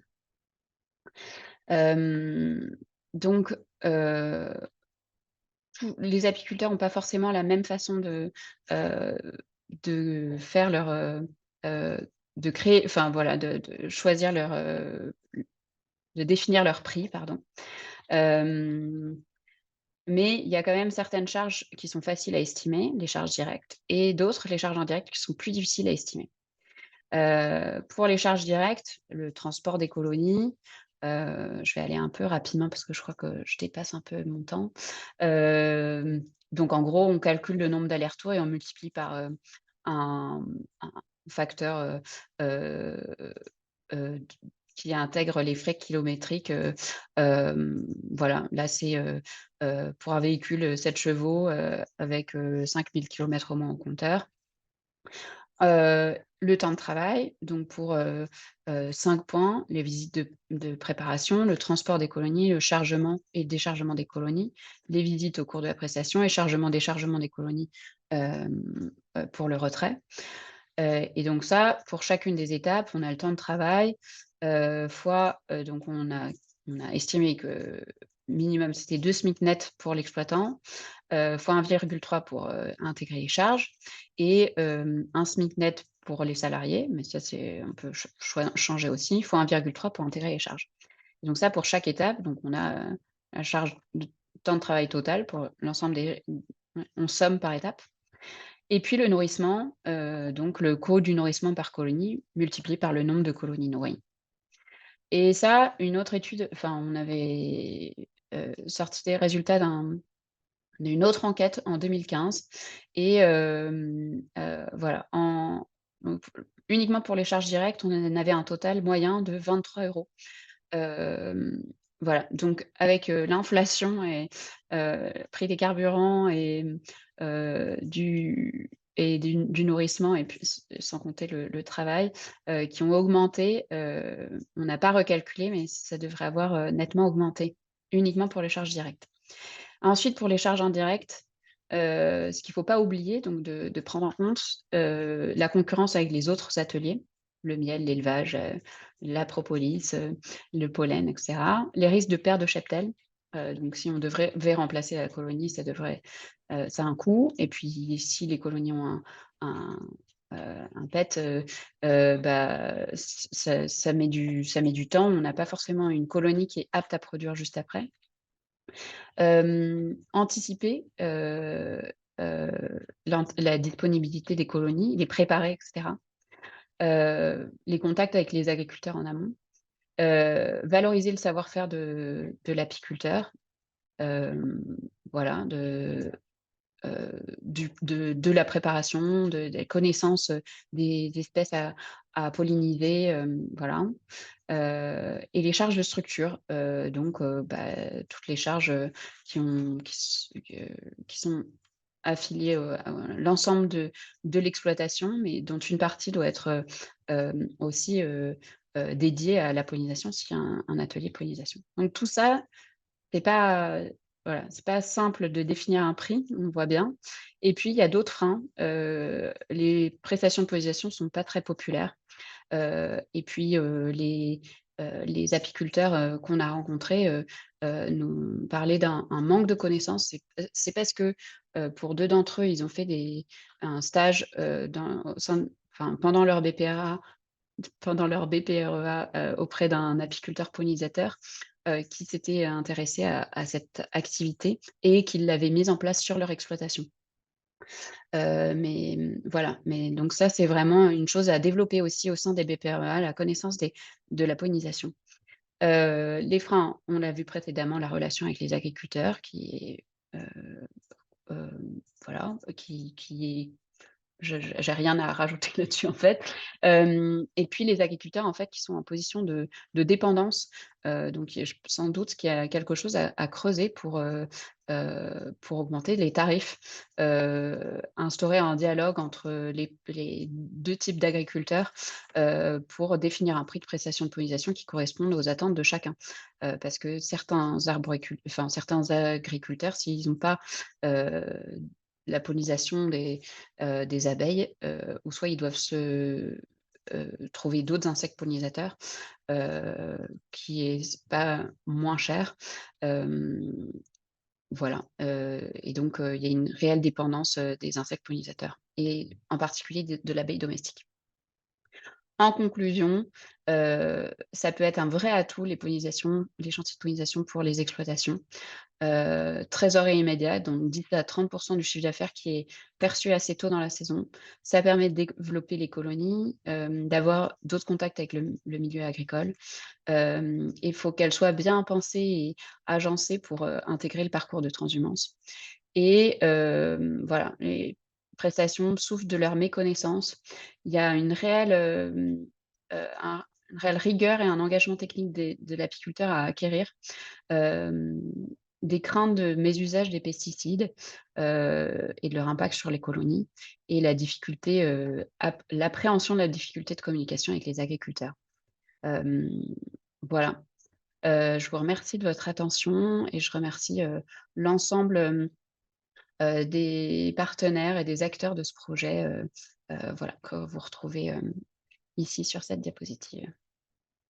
Eh bien, merci Constance pour cette présentation, toutes les informations que tu nous as données. Alors, il y a une première question qui a un questionnement en fait sur le comportement des colonies sous abri. Quel genre d'abri c'est? Est-ce que c'est des tunnels? À un moment donné, tu as fait la distinction avec des tunnels insect-proof qui nécessitaient un autre suivi des colonies. Donc voilà, est-ce que tu peux nous en dire un petit peu plus sur ces pratiques de pollinisation sous abri? Et est-ce qu'il y a des taux de mortalité qui ont été étudiés qui seraient supérieurs à la normale dans ces conditions-là? Pour ce qui concerne, les sous-tunnels, c'est des tunnels, bâchés comme ça. Ça, c'est une photo de l'apiculteur où on voit, là, notamment qu'il y a une ouverture. Donc ça, c'est les tunnels normaux, qui concernent la fraise sous abri, melon, sous abri et courgettes sous abri. Les filets insect-proof, donc cette pollinisation-là qui a lieu au mois de juin, ça c'est un autre type de pollinisation, c'est pour, faire, il me semble, des graines de semences. Il ne faut pas qu'il y ait, de mélange avec des pollens extérieurs, donc c'est des filets, hermétiques aux autres insectes et donc les abeilles, elles ne peuvent pas sortir de ce filet-là. Donc il y a pas de Contrairement à cette partie sous abri-là, les abeilles, enfin l'apiculteur demande à ce qu'il y ait des ouvertures pour que les abeilles puissent entrer et sortir des tunnels, voilà. Pour la partie insect-proof, c'est des tunnels qui sont complètement hermétiques et du coup, c'est beaucoup plus, pénalisant pour les colonies, qui peuvent pas aller butiner, à l'extérieur. Donc en fait, les sous-tunnels bâchés là, standard, Ouais, les oui. ruches sont positionnées sous le tunnel, mais le tunnel reste ouvert. Dans le Et tunnel, ouais, et le tunnel reste ouvert, il demande, des ouvertures dans la bâche. Ils font ou soit ils ouvrent la bâche, ou soit ils font des trous dans la bâche, voilà. d'accord,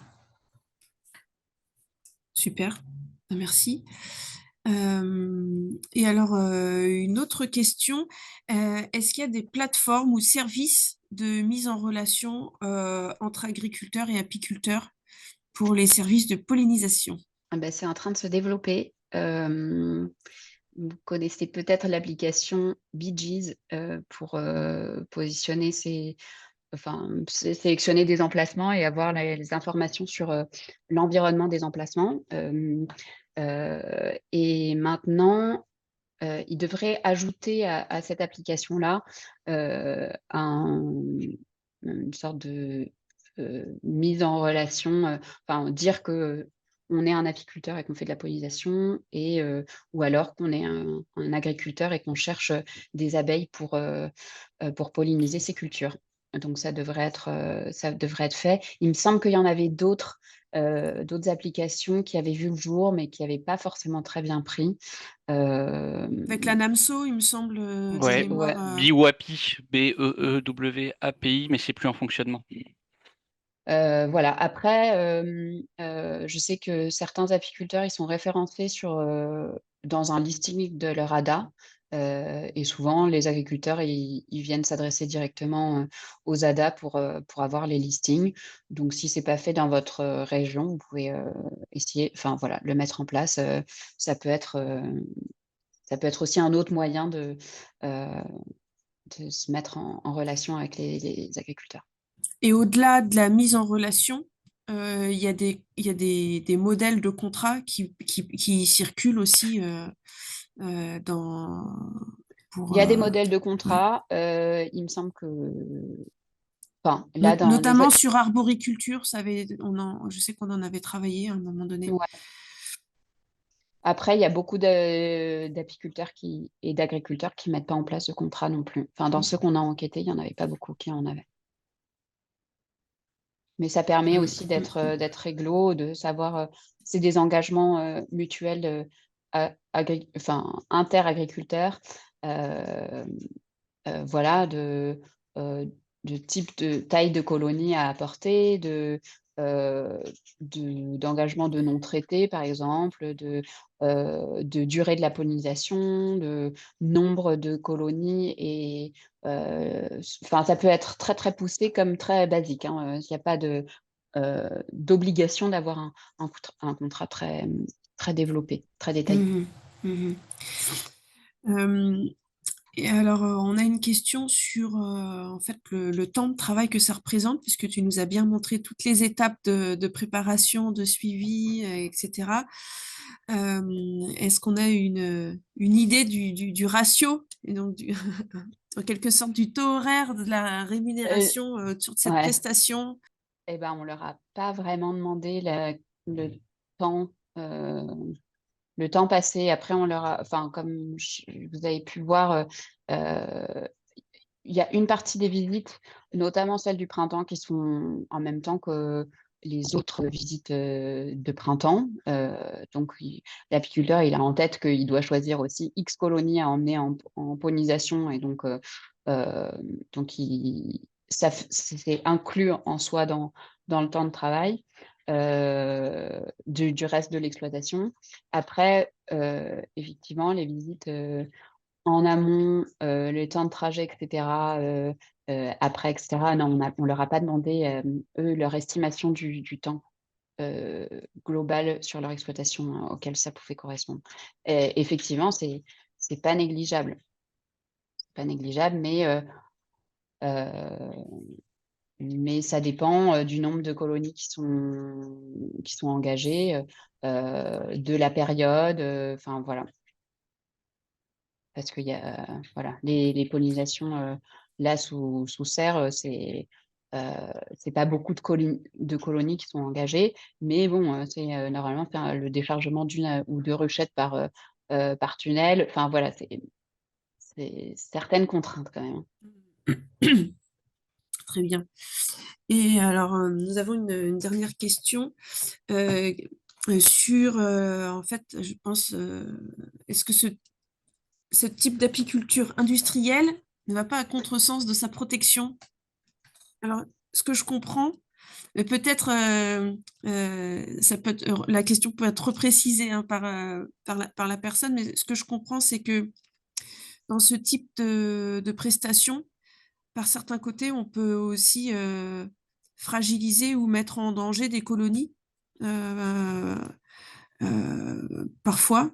Et donc, comment l'apiculteur, il vit ça et ces choix, en fait? Alors le premier portrait là, avec l'apiculteur qui a un cheptel dédié aux pollinisations, il disait que lui, aujourd'hui, effectivement, il considère que, il a une pratique un peu intensive de la pollinisation, mais qui est en lien aussi avec, ses connaissances et compétences dans le domaine de la prestation de pollinisation sous abri.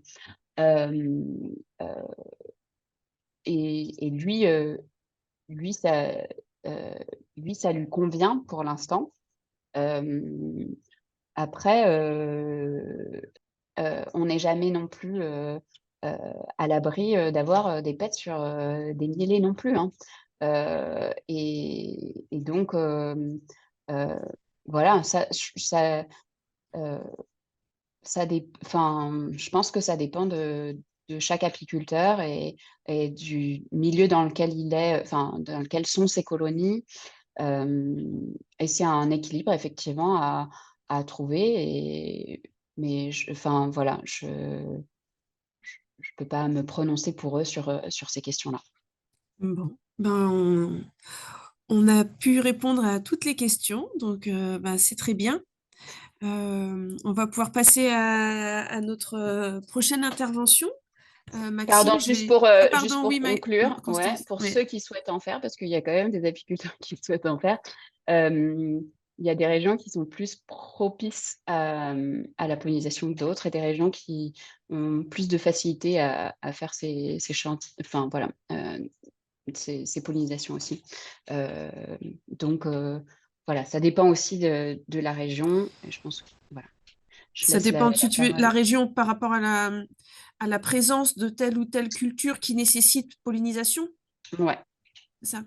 Ouais, et dans OK. certaines régions, c'est largement, pratiqué par les apiculteurs et dans d'autres, c'est très peu pratiqué. Donc une grande disparité territoriale aussi. Très bien. Merci pour la précision. Merci Constance pour, ton intervention et la réponse aux questions. Merci. Bah, Maxime, du coup, je te passe la main pour la séquence sur l'atelier de propolis. Eh ben, bonjour à toutes et à tous. Donc, je vais vous présenter un atelier de diversification qu'est la propolis. Donc, bon, c'est un vaste sujet, mais pour vous présenter ça, j'ai choisi le biais de la transformation pour vous donner envie de vous y mettre. Et puis si c'est le cas, après, n'hésitez pas à aller creuser, faire vos essais ou participer à une des formations organisées par vos ADA. Et donc, voilà, puisqu'on était aussi ce matin sur l'organisation du temps de travail, l'avantage de cet atelier de diversification, c'est justement que il est possible de le mettre en place sur une temporalité où on a plutôt du temps sur nos exploitations, c'est-à-dire l'hiver. Donc voilà, j'ai choisi de vous présenter plutôt le biais transformation de la propolis, donc après la récolte, avant la vente, et on va pas non plus parler de la partie législative qui est une partie importante. Mais voilà, il fallait faire un choix parce qu'on n'a pas beaucoup de temps.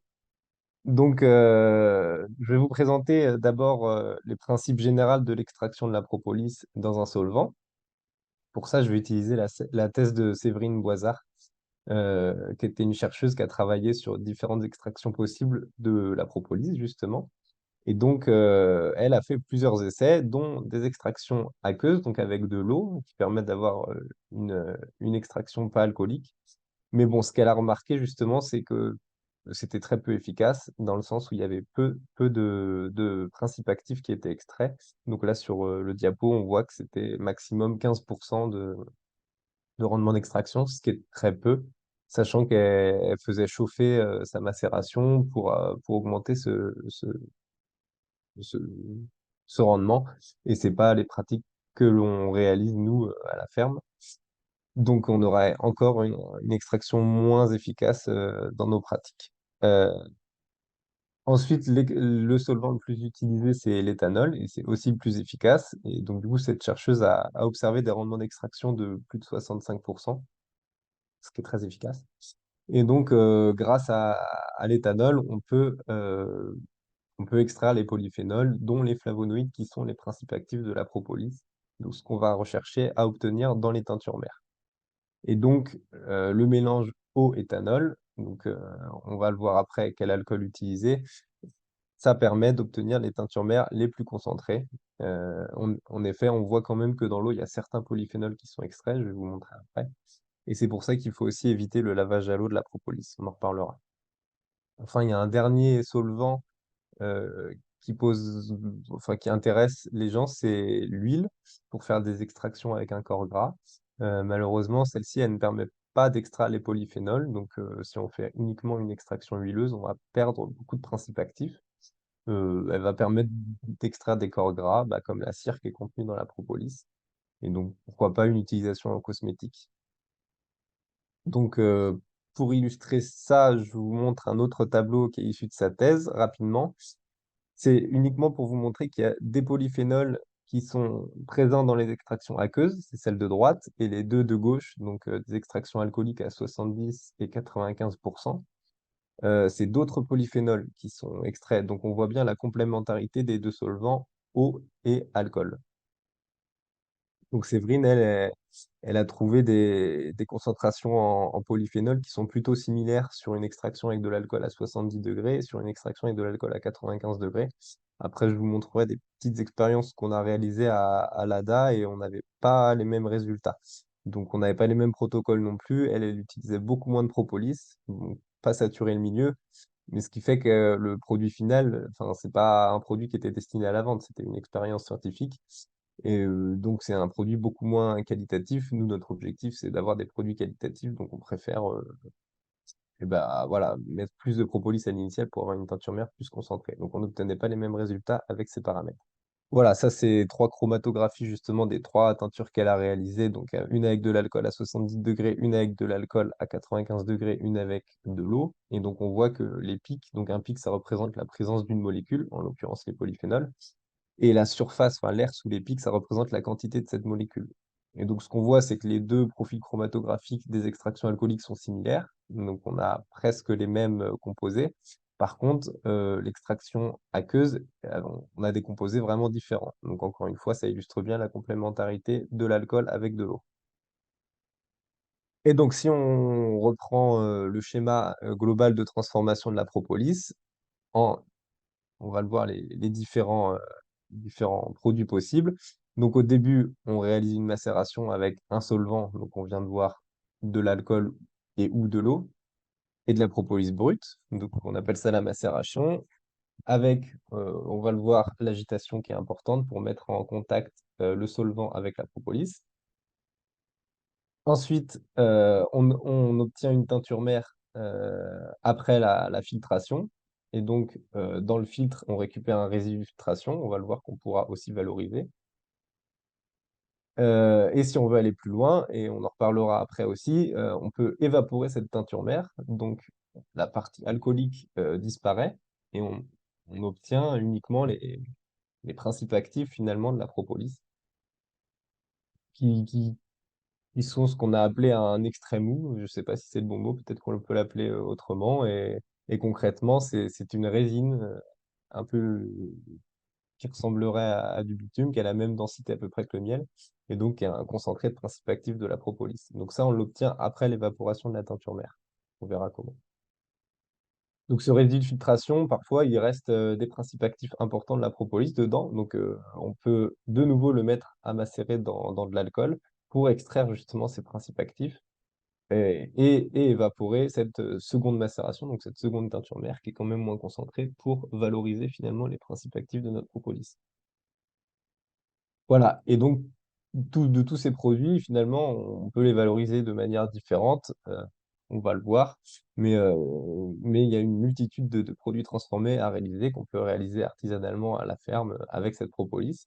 Donc évidemment, sous couvert de respecter la législation, mais c'est tout à fait possible. Donc voilà quelques exemples. Avec la teinture mère, on peut réaliser un sirop, du savon, des gommes arabiques ou un baume. Le résidu de filtration, qui est souvent considéré comme un déchet, finalement, on peut aussi le valoriser dans des savons, dans de la lasure, on peut le remettre dans le circuit de la cire. Certains apiculteurs, apicultrices l'utilisent pour un usage vétérinaire pour soigner les plaies des animaux, etc. Et l'extrait mou peut être valorisé dans des bonbons au miel, faire des bonbons à la propolis. ou pour être mélangé à du miel pour faire du miel à la propolis. On verra que ça a des avantages. Voilà, maintenant on va voir globalement les différentes étapes de transformation avec les différents paramètres. Euh, hop. Donc justement, les différents paramètres de la macération. Donc quelle quantité de propolis avec quelle quantité d'alcool, c'est souvent la question qui revient. Déjà, il faut savoir si on parle en volume, donc en litres, ou en poids, en kilogrammes. C'est pas du tout la même chose pour l'alcool. Donc, je vous ai mis deux exemples. Un litre d'alcool à 70 degrés, ça pèse 885 grammes. Et un litre d'alcool pur pardon, à 96 degrés, ça pèse que 800 grammes. Donc, 300 grammes de propolis dans 1 kg d'alcool, c'est pas la même chose que 300 grammes de propolis dans 1 litre d'alcool. Moi, j'ai pris l'habitude de travailler que avec des poids parce que c'est plus facile. Notre outil, c'est la balance. Et donc, des différentes expériences qui ont été faites, et ça dépend beaucoup de la qualité de la propolis et notamment de sa teneur en cire. Une quantité suffisante de propolis, ça correspond à 300 à 500 grammes de propolis pour 1 kg d'alcool à 70 degrés. On verra après pourquoi. Et donc, c'est une quantité importante qui finalement sature rapidement le milieu. Voilà. Après, plus de propolis, finalement, c'est le propolis gâché parce que tous les principes actifs ne sont pas extraits. Le milieu, pardon, oui, sera vite saturé. Ou alors, on peut réaliser une seconde macération en mettant les résidus de filtration dans de l'alcool à macérer de nouveau. Donc, une technique pour calculer la concentration de sa teinture mère, justement, et essayer d'évaluer la qualité de teinture mère réalisée. Et pourquoi pas après ajuster la quantité initiale de propolis mise à macérer. Donc, il faut peser de la teinture mère, admettons 350 grammes dans mon exemple. Donc, il faut tarer évidemment le contenant aussi avant. On pèse 350 grammes de teinture mère qu'on met à évaporer. Et donc, je vous montrerai quelques techniques pour faire évaporer cette teinture mère. C'est assez facile puisque c'est de l'alcool et l'alcool est volatile. Et donc, quelques jours, quelques semaines plus tard, par exemple, à l'étuve, quelques jours plus tard, on revient. Donc, l'alcool sera évaporé, il restera ce qu'on appelle l'extrait mou. Et donc, on pèse cet extrait mou et le rapport des deux poids nous donne finalement la concentration de la teinture mère en principe actif de la propolis. Et les maximums qu'on ait pu atteindre, c'est à peu près 20%. Donc, entre 18 et 22% d'extrait mou dans la teinture mère, ça donne des teintures mères de très bonne qualité et on peut difficilement monter au-dessus. Et donc, si on obtient une concentration de la teinture mère peu importante, par exemple 10%, on peut se dire que voilà, peut-être que notre propolis était trop cireuse et du coup, on peut augmenter la quantité initiale de propolis mise à macérer dans l'alcool. Un autre paramètre de la macération, c'est le broyage de la propolis. Est-ce que c'est judicieux? Est-ce que c'est utile? Est-ce que ça sert à quelque chose finalement? Du coup, il y a plusieurs méthodes de broyage déjà. Soit on peut congeler la propolis et, et le mixeur d'ailleurs, ou le moulin à café par exemple pour la broyer, pas qu'il se réchauffe très très vite, sinon ça colle. Donc soit on broie avant de la mettre en macération. Sinon, on peut aussi mettre la propolis à macérer dans notre solvant et mixer avec un mixeur plongeur par exemple. Ça marche tout à fait. Par exemple, dans les gros pots, le parfait, ça marche très bien. Bon, après, il faut un mixeur dédié à ça. Donc, est-ce que c'est pertinent ou pas? De différentes expériences qu'on en a fait, comme ce que vous avez sur la photo, là, les deux macérats du haut, c'est avec de la propolis broyée. Donc, ça fait plutôt une farine. Donc, c'est assez dur à filtrer après, c'est plutôt un inconvénient. Et par contre, le macérat du bas, c'est de la propolis pas broyée. Et là, c'est plus facile pour la filtration. Par contre, il y a une surface d'échange solvant-propolis moins importante. Donc, des rendements d'extraction moins efficaces. Dans les faits, on n'a pas trouvé de rendement d'extraction beaucoup moins efficace et finalement, le temps de mise en œuvre, le matériel nécessaire enfin, le coût n'en valait pas la chandelle, quoi. Voilà. Donc, les avantages de ce broyage, c'est pour augmenter la surface de contact solvant-propolis, donc les rendements d'extraction et la concentration de la teinture mère et donc la rapidité de l'extraction. Donc ça peut être pertinent si par exemple vous avez peu de propolis et que vous voulez quand même réaliser une quantité certaine de teinture mère, vous pouvez valoriser un maximum peu de propolis en la broyant. Mais si c'est pas votre cas, c'est pas très très pertinent de mettre ça en place. Et voilà, parce que l'inconvénient derrière, c'est que la filtration est beaucoup plus longue puisque ça fait une farine qui va se colmater. Voilà sur le broyage. Donc, autre paramètre de la macération, l'alcool. Quel alcool faut-il utiliser? Donc, on a fait plusieurs expériences d'extraction donc de principes actifs de la propolis dans de l'alcool à 40, 70, 96. Derrière, on a envoyé les teintures mères à analyser à un laboratoire qui analysait la concentration en polyphénol. Et donc, sur les 3 exemples que j'ai pris, 40, 70 et 96 degrés, la teinture mère la plus concentrée, c'était la teinture mère avec de l'alcool à 70 degrés. Donc, sûrement parce qu'il y avait une phase aqueuse aussi dedans. Et donc, cette phase aqueuse, elle extrait aussi les principes actifs hydrosolubles. Phase aqueuse qui n'existe pas dans l'alcool à 96 degrés. Donc, ces composés hydrosolubles ne sont pas extraits. Et l'avantage, c'est aussi que c'est une teinture mère beaucoup moins forte en alcool que celle à 96 degrés et beaucoup plus agréable en bouche. Donc, l'alcool, ça s'achète souvent, souvent de l'alcool à 90 voire 96 degrés qui s'achète. Et donc, pour le redescendre à 70 degrés, c'est pas un simple produit en croix. Il y a des tables qui existent. Donc, voilà, je vous en ai mis une ici. Pour la concentration initiale qu'on a d'alcool, à gauche, pardon, il y a la concentration finale. Et donc, il faut ajouter un certain nombre de millilitres d'eau à 100 millilitres d'alcool à 80. Là, mon exemple que j'ai entouré en rouge, donc c'est si j'achète de l'alcool à 90 degrés et que je veux l'abaisser à 70 degrés, voilà, je rajoute 31 millilitres d'eau à 100 millilitres d'alcool. Voilà, ça, on peut le retrouver sur Internet. Donc, où acheter de l'alcool, des petits exemples de revendeurs d'alcool. Voilà, par exemple, le plus connu, c'est Nadal sur de la livraison à domicile. Et donc, on peut acheter sur ces sites de l'alcool de blé, de l'alcool neutre, bio, issu de betterave, de blé, ce qu'on veut. Faire attention à ne pas acheter d'alcool dénaturé, évidemment.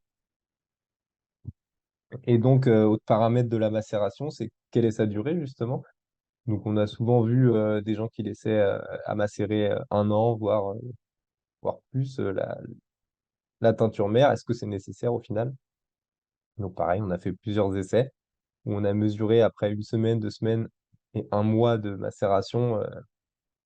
On a calculé la concentration en polyphénol enfin, on n'a pas calculé, on a fait analyser la concentration en polyphénol des teintures mères réalisées et on a calculé la concentration de la teinture mère avec la petite technique que je vous ai expliquée plus haut en évaporant cette teinture mère.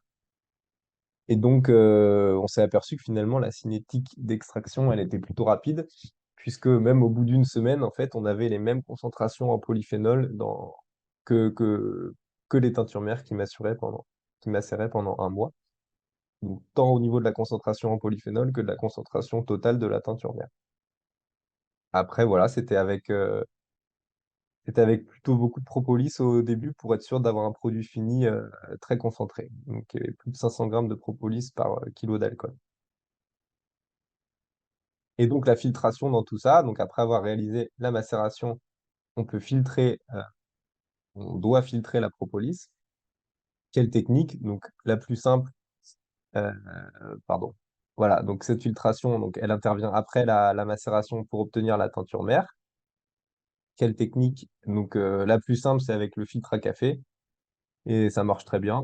On peut faire plusieurs filtrations ou mettre plusieurs filtres à café selon les tailles de filtre à café qu'on utilise.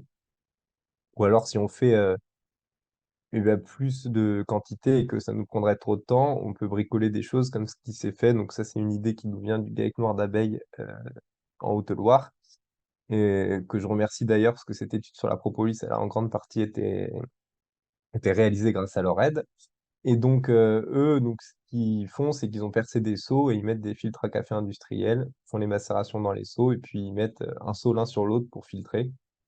Donc ça, c'est dans le cas où on réalise une plus grosse quantité de teinture mère. Et après, on peut penser à soutirer la teinture mère. C'est pas forcément utile, mais voilà, selon la qualité de la filtration qu'on a réalisée, des fois, il y a un dépôt qui se forme au fond. Là, on le voit un petit peu sur la photo. Et c'est vrai qu'un soutirage permet de de l'éliminer. Et donc, une fois qu'on a réalisé la teinture mère, on peut évaporer, comme je vous disais, cette teinture mère pour obtenir l'extrait mou. Donc, cet extrait mou, il a l'avantage d'être très concentré en principe actif de la propolis, mais pour l'obtenir, il faut évaporer la phase alcoolique, du coup, de la teinture mère. La phase alcoolique, elle est plutôt facile à évaporer, puisque l'alcool est volatile. C'est la phase aqueuse, du coup, dans l'alcool à 70 degrés, il y a quand même 30% d'alcool, d'eau. C'est cette phase qui est plus difficile à évaporer. Donc, globalement, le principe global, c'est d'augmenter la surface d'échange entre l'air et la teinture mère.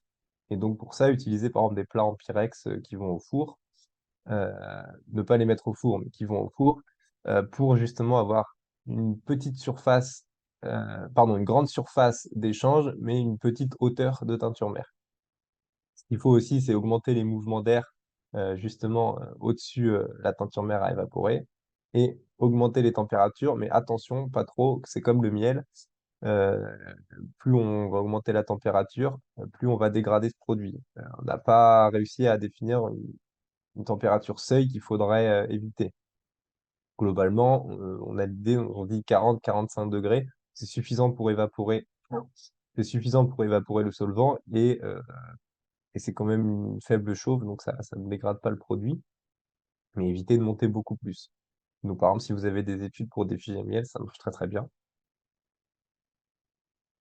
Et donc, pourquoi faire de l'extrême mou? Donc, il a l'avantage que c'est un concentré des principes actifs et donc qui ont déjà été extraits par l'alcool. Donc, l'avantage aussi, c'est qu'il n'y a plus d'alcool dedans. Donc, ça allège les démarches législatives pour vendre des produits qui ont de l'extrême mou dedans et non de la teinture mère. Et il a la même viscosité que le miel. Donc, ça permet qu'il n'y ait pas de déphasage quand on va le mélanger avec du miel. Contrairement à si on mettait de la propolis brute dedans qui va au fur et à mesure du temps remonter à la surface, ou si on met de la teinture mère directement dans le miel, c'est une phase liquide dans une phase visqueuse, ça peut déphaser. En plus de ça, l'extrême mou, il est beaucoup plus concentré que la teinture mère. Donc si on prend le ratio que je vous ai montré tout à l'heure, si la teinture mère est concentrée à 20%, ça fait que 1 gramme d'extrême mou, c'est égal en concentration en principe actif à 5 grammes de teinture mère. Donc admettons, si je fais un miel à la propolis à 4% d'extrême mou, il faudrait que je mette, pour avoir la même concentration en principe actif, 20 grammes de teinture mère pour 100 grammes, 80 grammes pardon, de miel. Donc c'est énorme. Donc voilà, l'avantage aussi de l'extrême mou, c'est de faire des produits très concentrés en principe actif de propolis. Donc tout à l'heure, j'en ai un peu parlé, il faut éviter de laver la propolis avant l'utilisation, puisqu'il y a quand même des principes actifs qui sont extraits par l'eau, qui sont hydrosolubles. Donc si on fait ça, on va perdre ces principes actifs qui vont partir dans l'eau de lavage. Donc le principe du lavage, je ne sais pas si vous l'avez déjà réalisé, c'est qu'on met la propolis récoltée dans de l'eau, la cire va remonter à la surface, la propolis qui a une densité plus importante que l'eau va couler, et donc on récupère les résidus qui remontent à la surface, ensuite on récupère la propolis dans le fond, et on fait sécher cette propolis, et elle est plus pure. Et c'est vrai qu'on enlève une partie de cire, donc la propolis qui reste est plus concentrée, mais on a perdu des principes actifs. Du coup, autant intégrer la cire qui est présente dans notre propolis en sachant qu'elle est là euh, à nos recettes et sans laver la propolis auparavant. Donc, quelles utilisations et quels produits? On a vu que on pouvait valoriser la propolis de différentes manières. Déjà, c'est un produit qui peut être vendu brut à mâcher. Première étape de transformation, c'est de réaliser une teinture mère qui peut être vendue comme teinture mère. Et après, on peut aussi réaliser d'autres produits comme des bonbons, des gommes, des baumes, du miel à la propolis. Donc ça, soit à partir de teinture mère, soit à partir du dérivé de la teinture mère qui est l'extrême mou.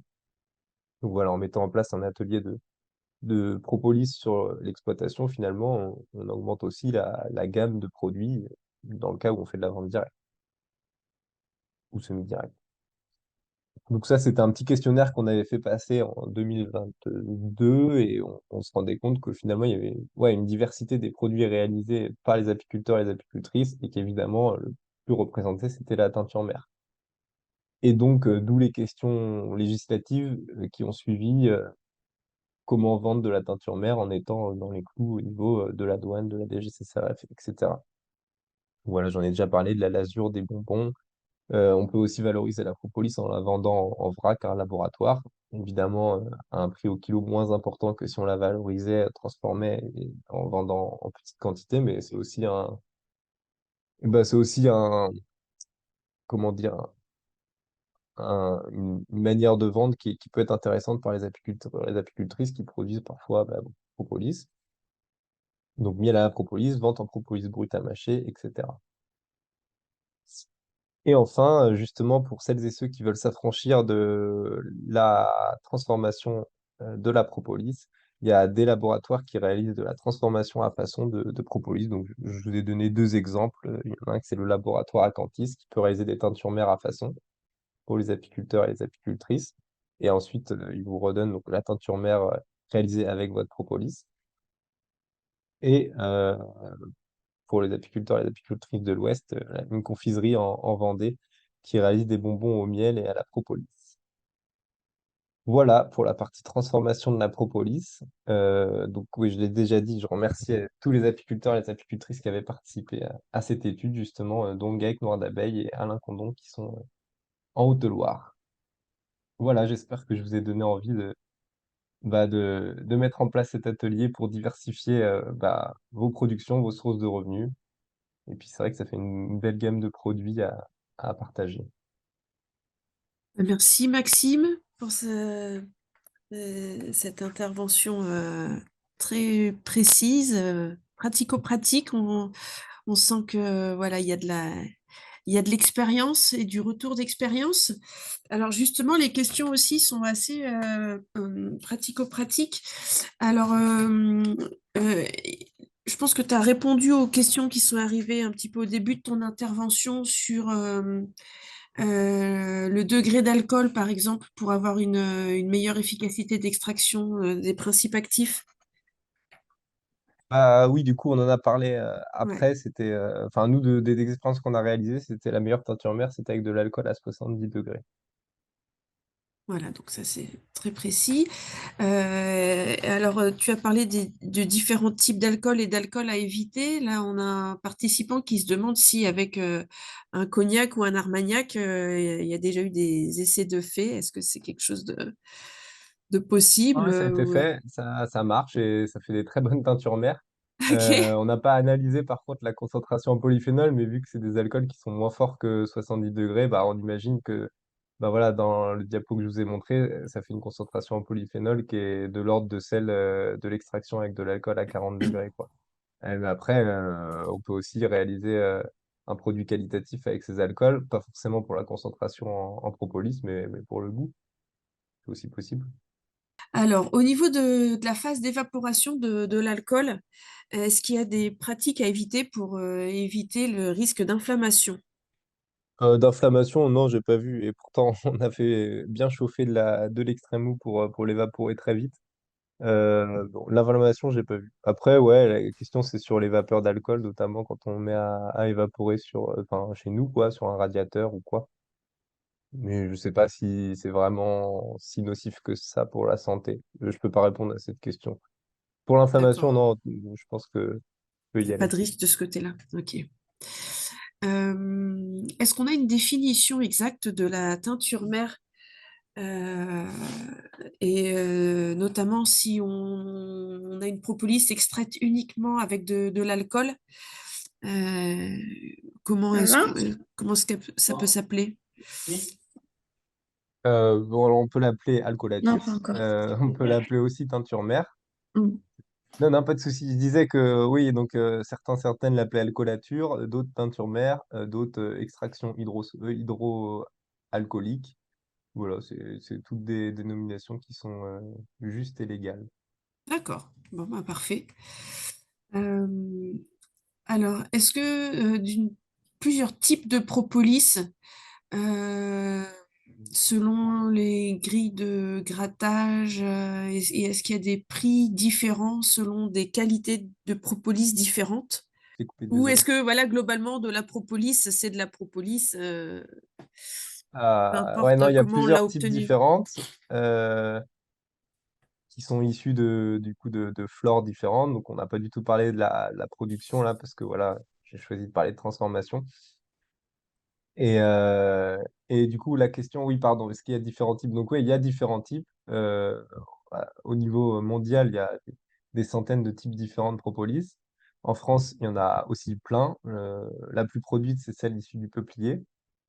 Donc ça, c'est au niveau de la ressource qui crée du coup des composés et des principes actifs différents.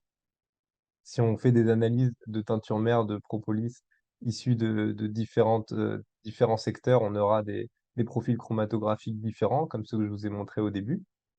Ceux que je vous ai montrés au début, c'était avec de la propolis de peuplier. Et donc, ouais, différents types de propolis au niveau donc, production. On peut produire de la propolis de grille ou de grattage, enfin, vous n'êtes pas sans le savoir. Et donc ça va surtout influencer ce qui va être, donc la ressource sera la même puisque l'environnement sera le même. Par contre, ce qui va changer, c'est la teneur en cire et la qualité toxicologique de la propolis. J'en ai pas parlé non plus, mais la propolis, c'est une matière très sensible dans le sens où il y a une phase, du coup, un corps gras, qui est la cire dans la propolis, et qui accumule beaucoup de résidus phytosanitaires, malheureusement des traitements qu'on met nous-mêmes dans les ruches ou des traitements de l'environnement, enfin surtout de l'agriculture. Et donc, ce qui va changer, voilà, c'est le temps d'exposition de cette propolis euh, à, à l'environnement et donc, la propolis de grattage est beaucoup plus enclin à capter ces polluants. Et donc, ouais, pour la vente en gros, par exemple, il y a différents prix entre propolis de grattage et propolis de grille. D'accord. Et du coup, ça fait la transition avec une autre question sur la qualité toxicologique des propolis.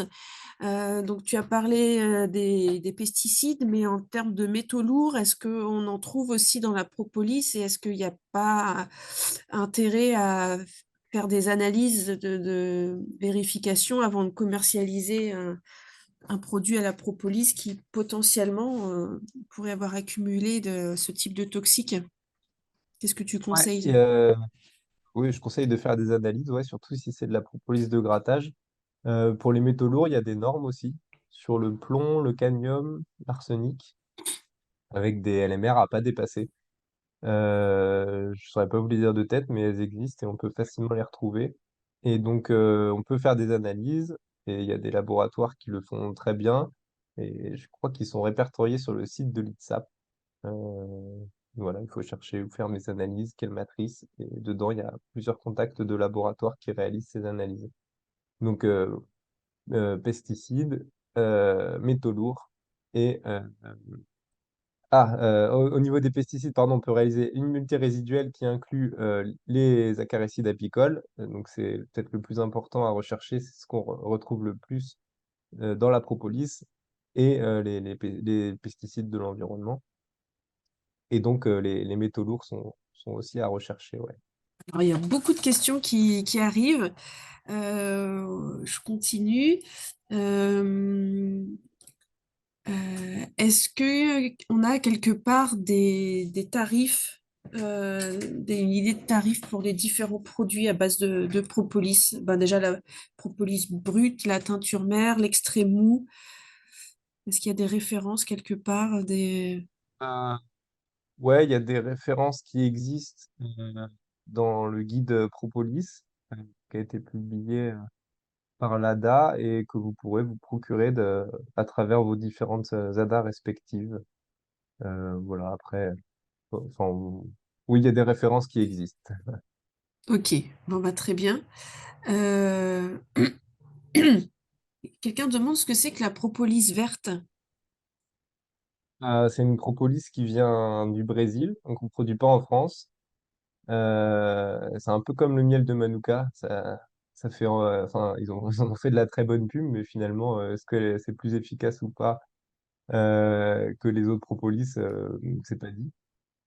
C'est une propolis qui est produite à partir d'un arbuste qui s'appelle Baccharis, euh, qui existe en milieu tropical. Et donc, oui, cette propolis, elle est très prisée, notamment par les acheteurs japonais qui l'utilisent dans des traitements d'accompagnement des patients contre le cancer, donc qui accompagnent bien, je le dis, d'autres traitements contre le cancer comme des chimiothérapies.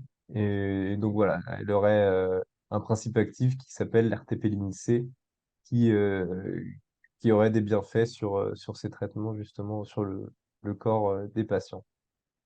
Voilà, donc elle a moins de polyphénol que les propolis européennes, mais par contre, elle a l'artépiline-C qui est très recherchée, justement, notamment sur le marché asiatique. Euh, Est-ce que on a une idée du temps de conservation de la propolis brute? Il est plutôt long. Si elle est congelée, c'est des années. Il faut faire attention à ce qu'elle voit pas le soleil. Et voilà, donc par exemple, la mettre dans des sacs en papier craft ou dans des sacs congélation, au frais, le plus au frais possible. Pas à l'humidité, parce que malgré qu'elle a plein de vertus, la propolis, elle peut moisir. Et donc au frais, dans le noir. Et voilà. Si elle la D'accord. place au congélateur, c'est encore mieux. Et, un spectateur qui nous dit que la teinture mère est interdite en appellation, elle est protégée.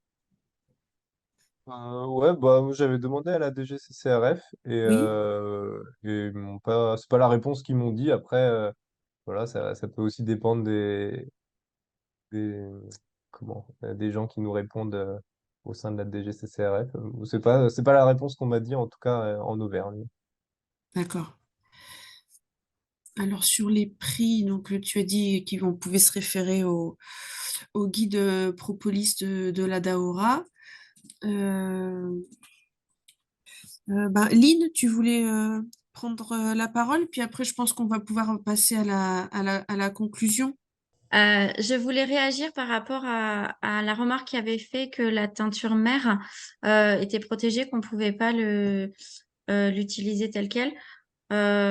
Pour avoir été en contact avec l'INPI, on ne peut pas protéger des noms, en fait. Donc, teinture mère, on peut l'utiliser pour beaucoup de choses. Donc, c'est impossible de le protéger tel quel. Donc, on a le droit de l'utiliser. On ne peut pas, on peut pas s'approprier des termes qui sont d'usage courant, en fait. Donc, c'est la réponse que j'ai eue de l'INPI, qui gère Merci. les marques, la protection des marques. J'avais eu des attaques de teigne dans la propolis que j'avais conservé dans des seaux. Et je sais pas, du coup, Maxime, ouais, du coup, ouais, l'idée, c'est vraiment de la congeler, en fait, pour éviter ça, quoi. Ouais, Ouais, ouais, ou au moins la passer au congélateur pour ouais. tuer toutes les larves de teigne qui existeraient. Et après de la fermer quoi, dans Mm. un récipient hermétique. Mais oui, oui, c'est courant, ouais. Eh bien, très bien. On voit que là, ça a suscité beaucoup de questions des participants. Je propose qu'on passe doucement à la conclusion de la matinée. Donc, Je te passe la parole. merci beaucoup. Donc, c'est une matinée quand même riche en conseils, en tout ce qu'on peut trouver euh, comment dire, d'échanges aussi. Euh, je dirais qu'il faut pas se limiter à une seule formation et se dire que ben, ça y est, j'ai fait ma formation BPREA ou j'ai fait mon stage un peu long et là, ça y est, c'est bon, je vais pouvoir me lancer. En fait, non, il faut se former tout le temps. Il faut prendre conseil auprès des collègues. Il faut pas hésiter à aller voir, à échanger parce que c'est comme ça qu'on progressera. Il y a eu beaucoup de choses qui ont été dites au niveau du temps de travail. C'est vrai que c'est quelque chose qui est important. On a un métier qui est extrêmement prenant. C'est très difficile de tout concilier, le temps de travail, le temps personnel, la fatigue. Donc, c'est quelque chose qu'il faut faire attention et qu'on a mis en place, nous, personnellement, dans notre exploitation depuis 2 ans. Et on allège un petit peu sa charge mentale. Après, je vous dirais que le plus dur, c'est de respecter le planning. Donc, donc, voilà. Et merci à tous pour le travail accompli et tous les contenus proposés.